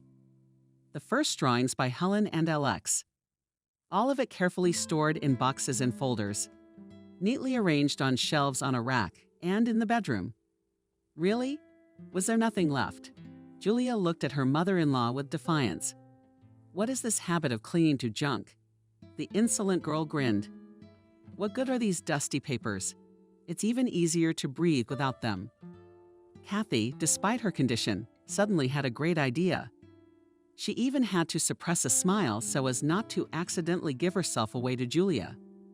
Soon she would no longer feel like the mistress of the situation. In a couple of minutes, the expression of smugness would evaporate from her pretty face. So you all threw everything out of my room. Totally. It's gonna be our closet now. All the boxes, every single one of them. Did you even look inside? Some of it was looked at, some of it was just thrown away. Why is Julia suddenly tense? Were there documents or what?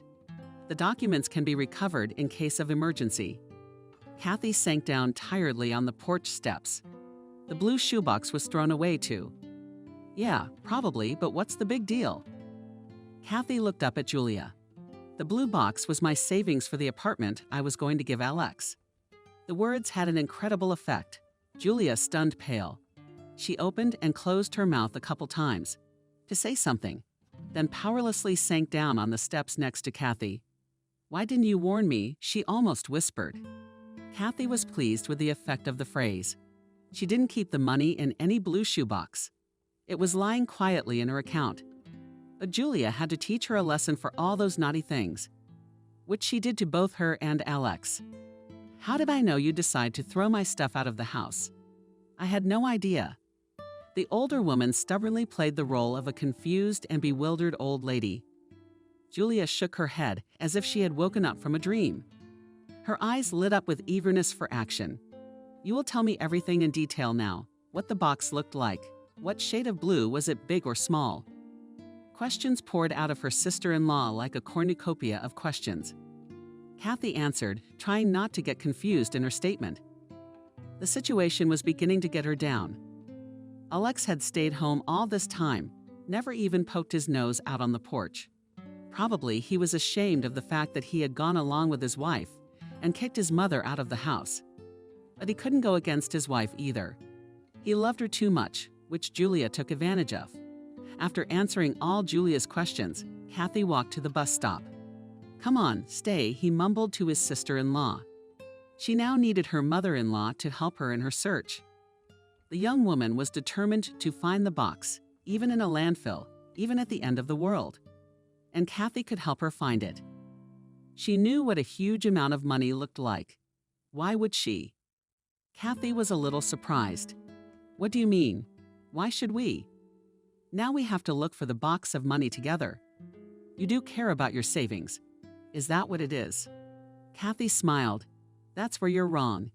I don't care what happens to that money. I was going to give it to you anyway. If you find it, take it." Kathy walked down the street and felt Julia's eyes on her. Her sister-in-law was shocked that she had thrown away so much money with her own hands. Yes, but now she'll be digging her nose into the ground just to bring that wealth home. Greedy Julia doesn't realize that Kathy's money is in a bank account. Her mother-in-law is not so dumb as to keep such funds in a box. Before heading to the bus stop, Kathy stopped by Jenna's neighbor's house.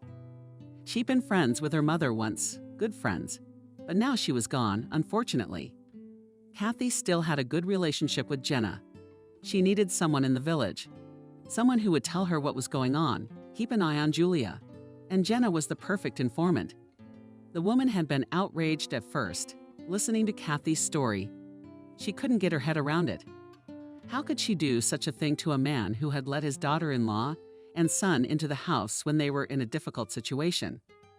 And then, recognizing it all the way through, Jenna laughed loudly and merrily. "But Tamar, you guys, you've got to rub her nose in it like that. You figured it out. I'd like to know how they're doing." Kathy smiled. "How are they living? How's the search going? Something tells me this story will open Alex's eyes to his wife." "Oh," Alex shook her head, Jenna. "I didn't think he'd be so weak-willed." "Love is evil," Kathy sighed. Jenna had hit a sore spot in her heart.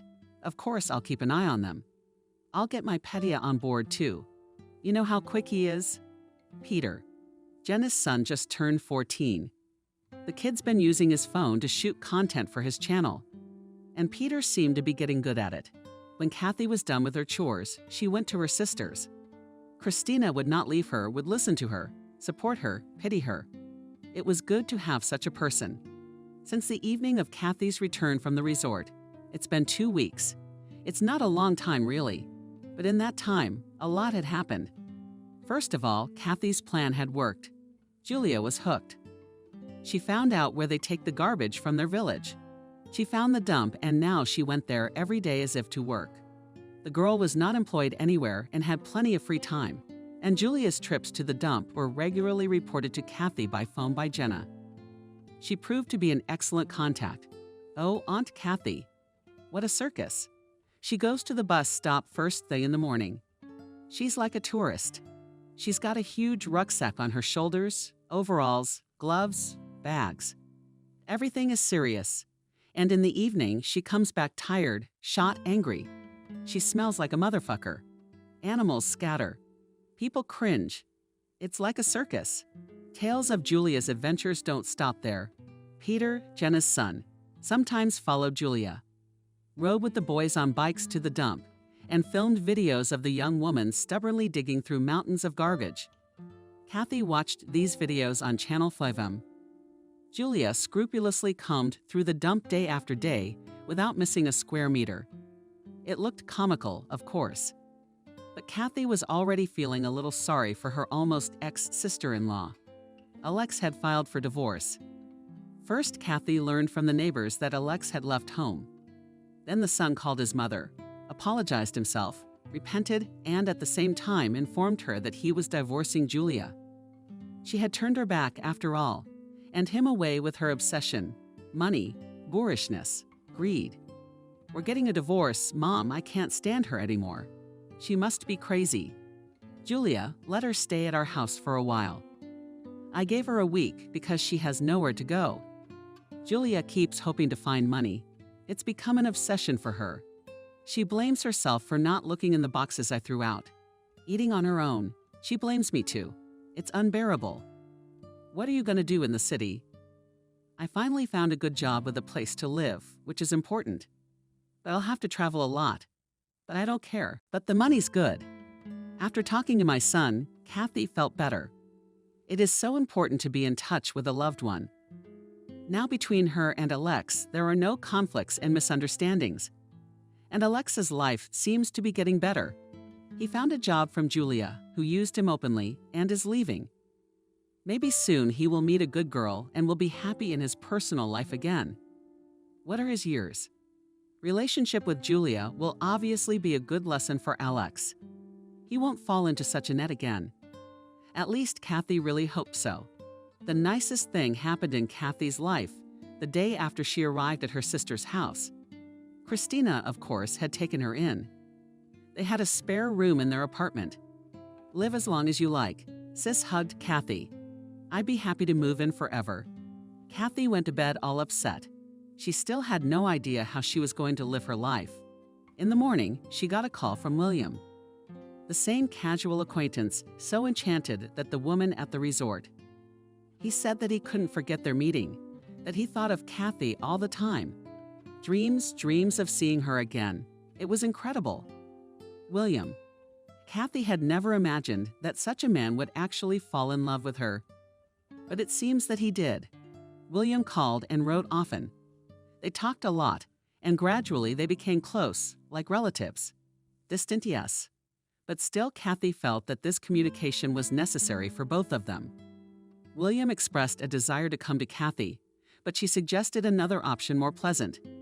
Kathy would fly to him herself, because the atmosphere of a resort and a lush old country town are, as they say, two big differences. Kathy had the money for the trip that she had saved for her son's apartment. Alex, he earns his own money. Kathy has only one life, and one should enjoy every moment of it. The woman realized this when she retired, but better late than never.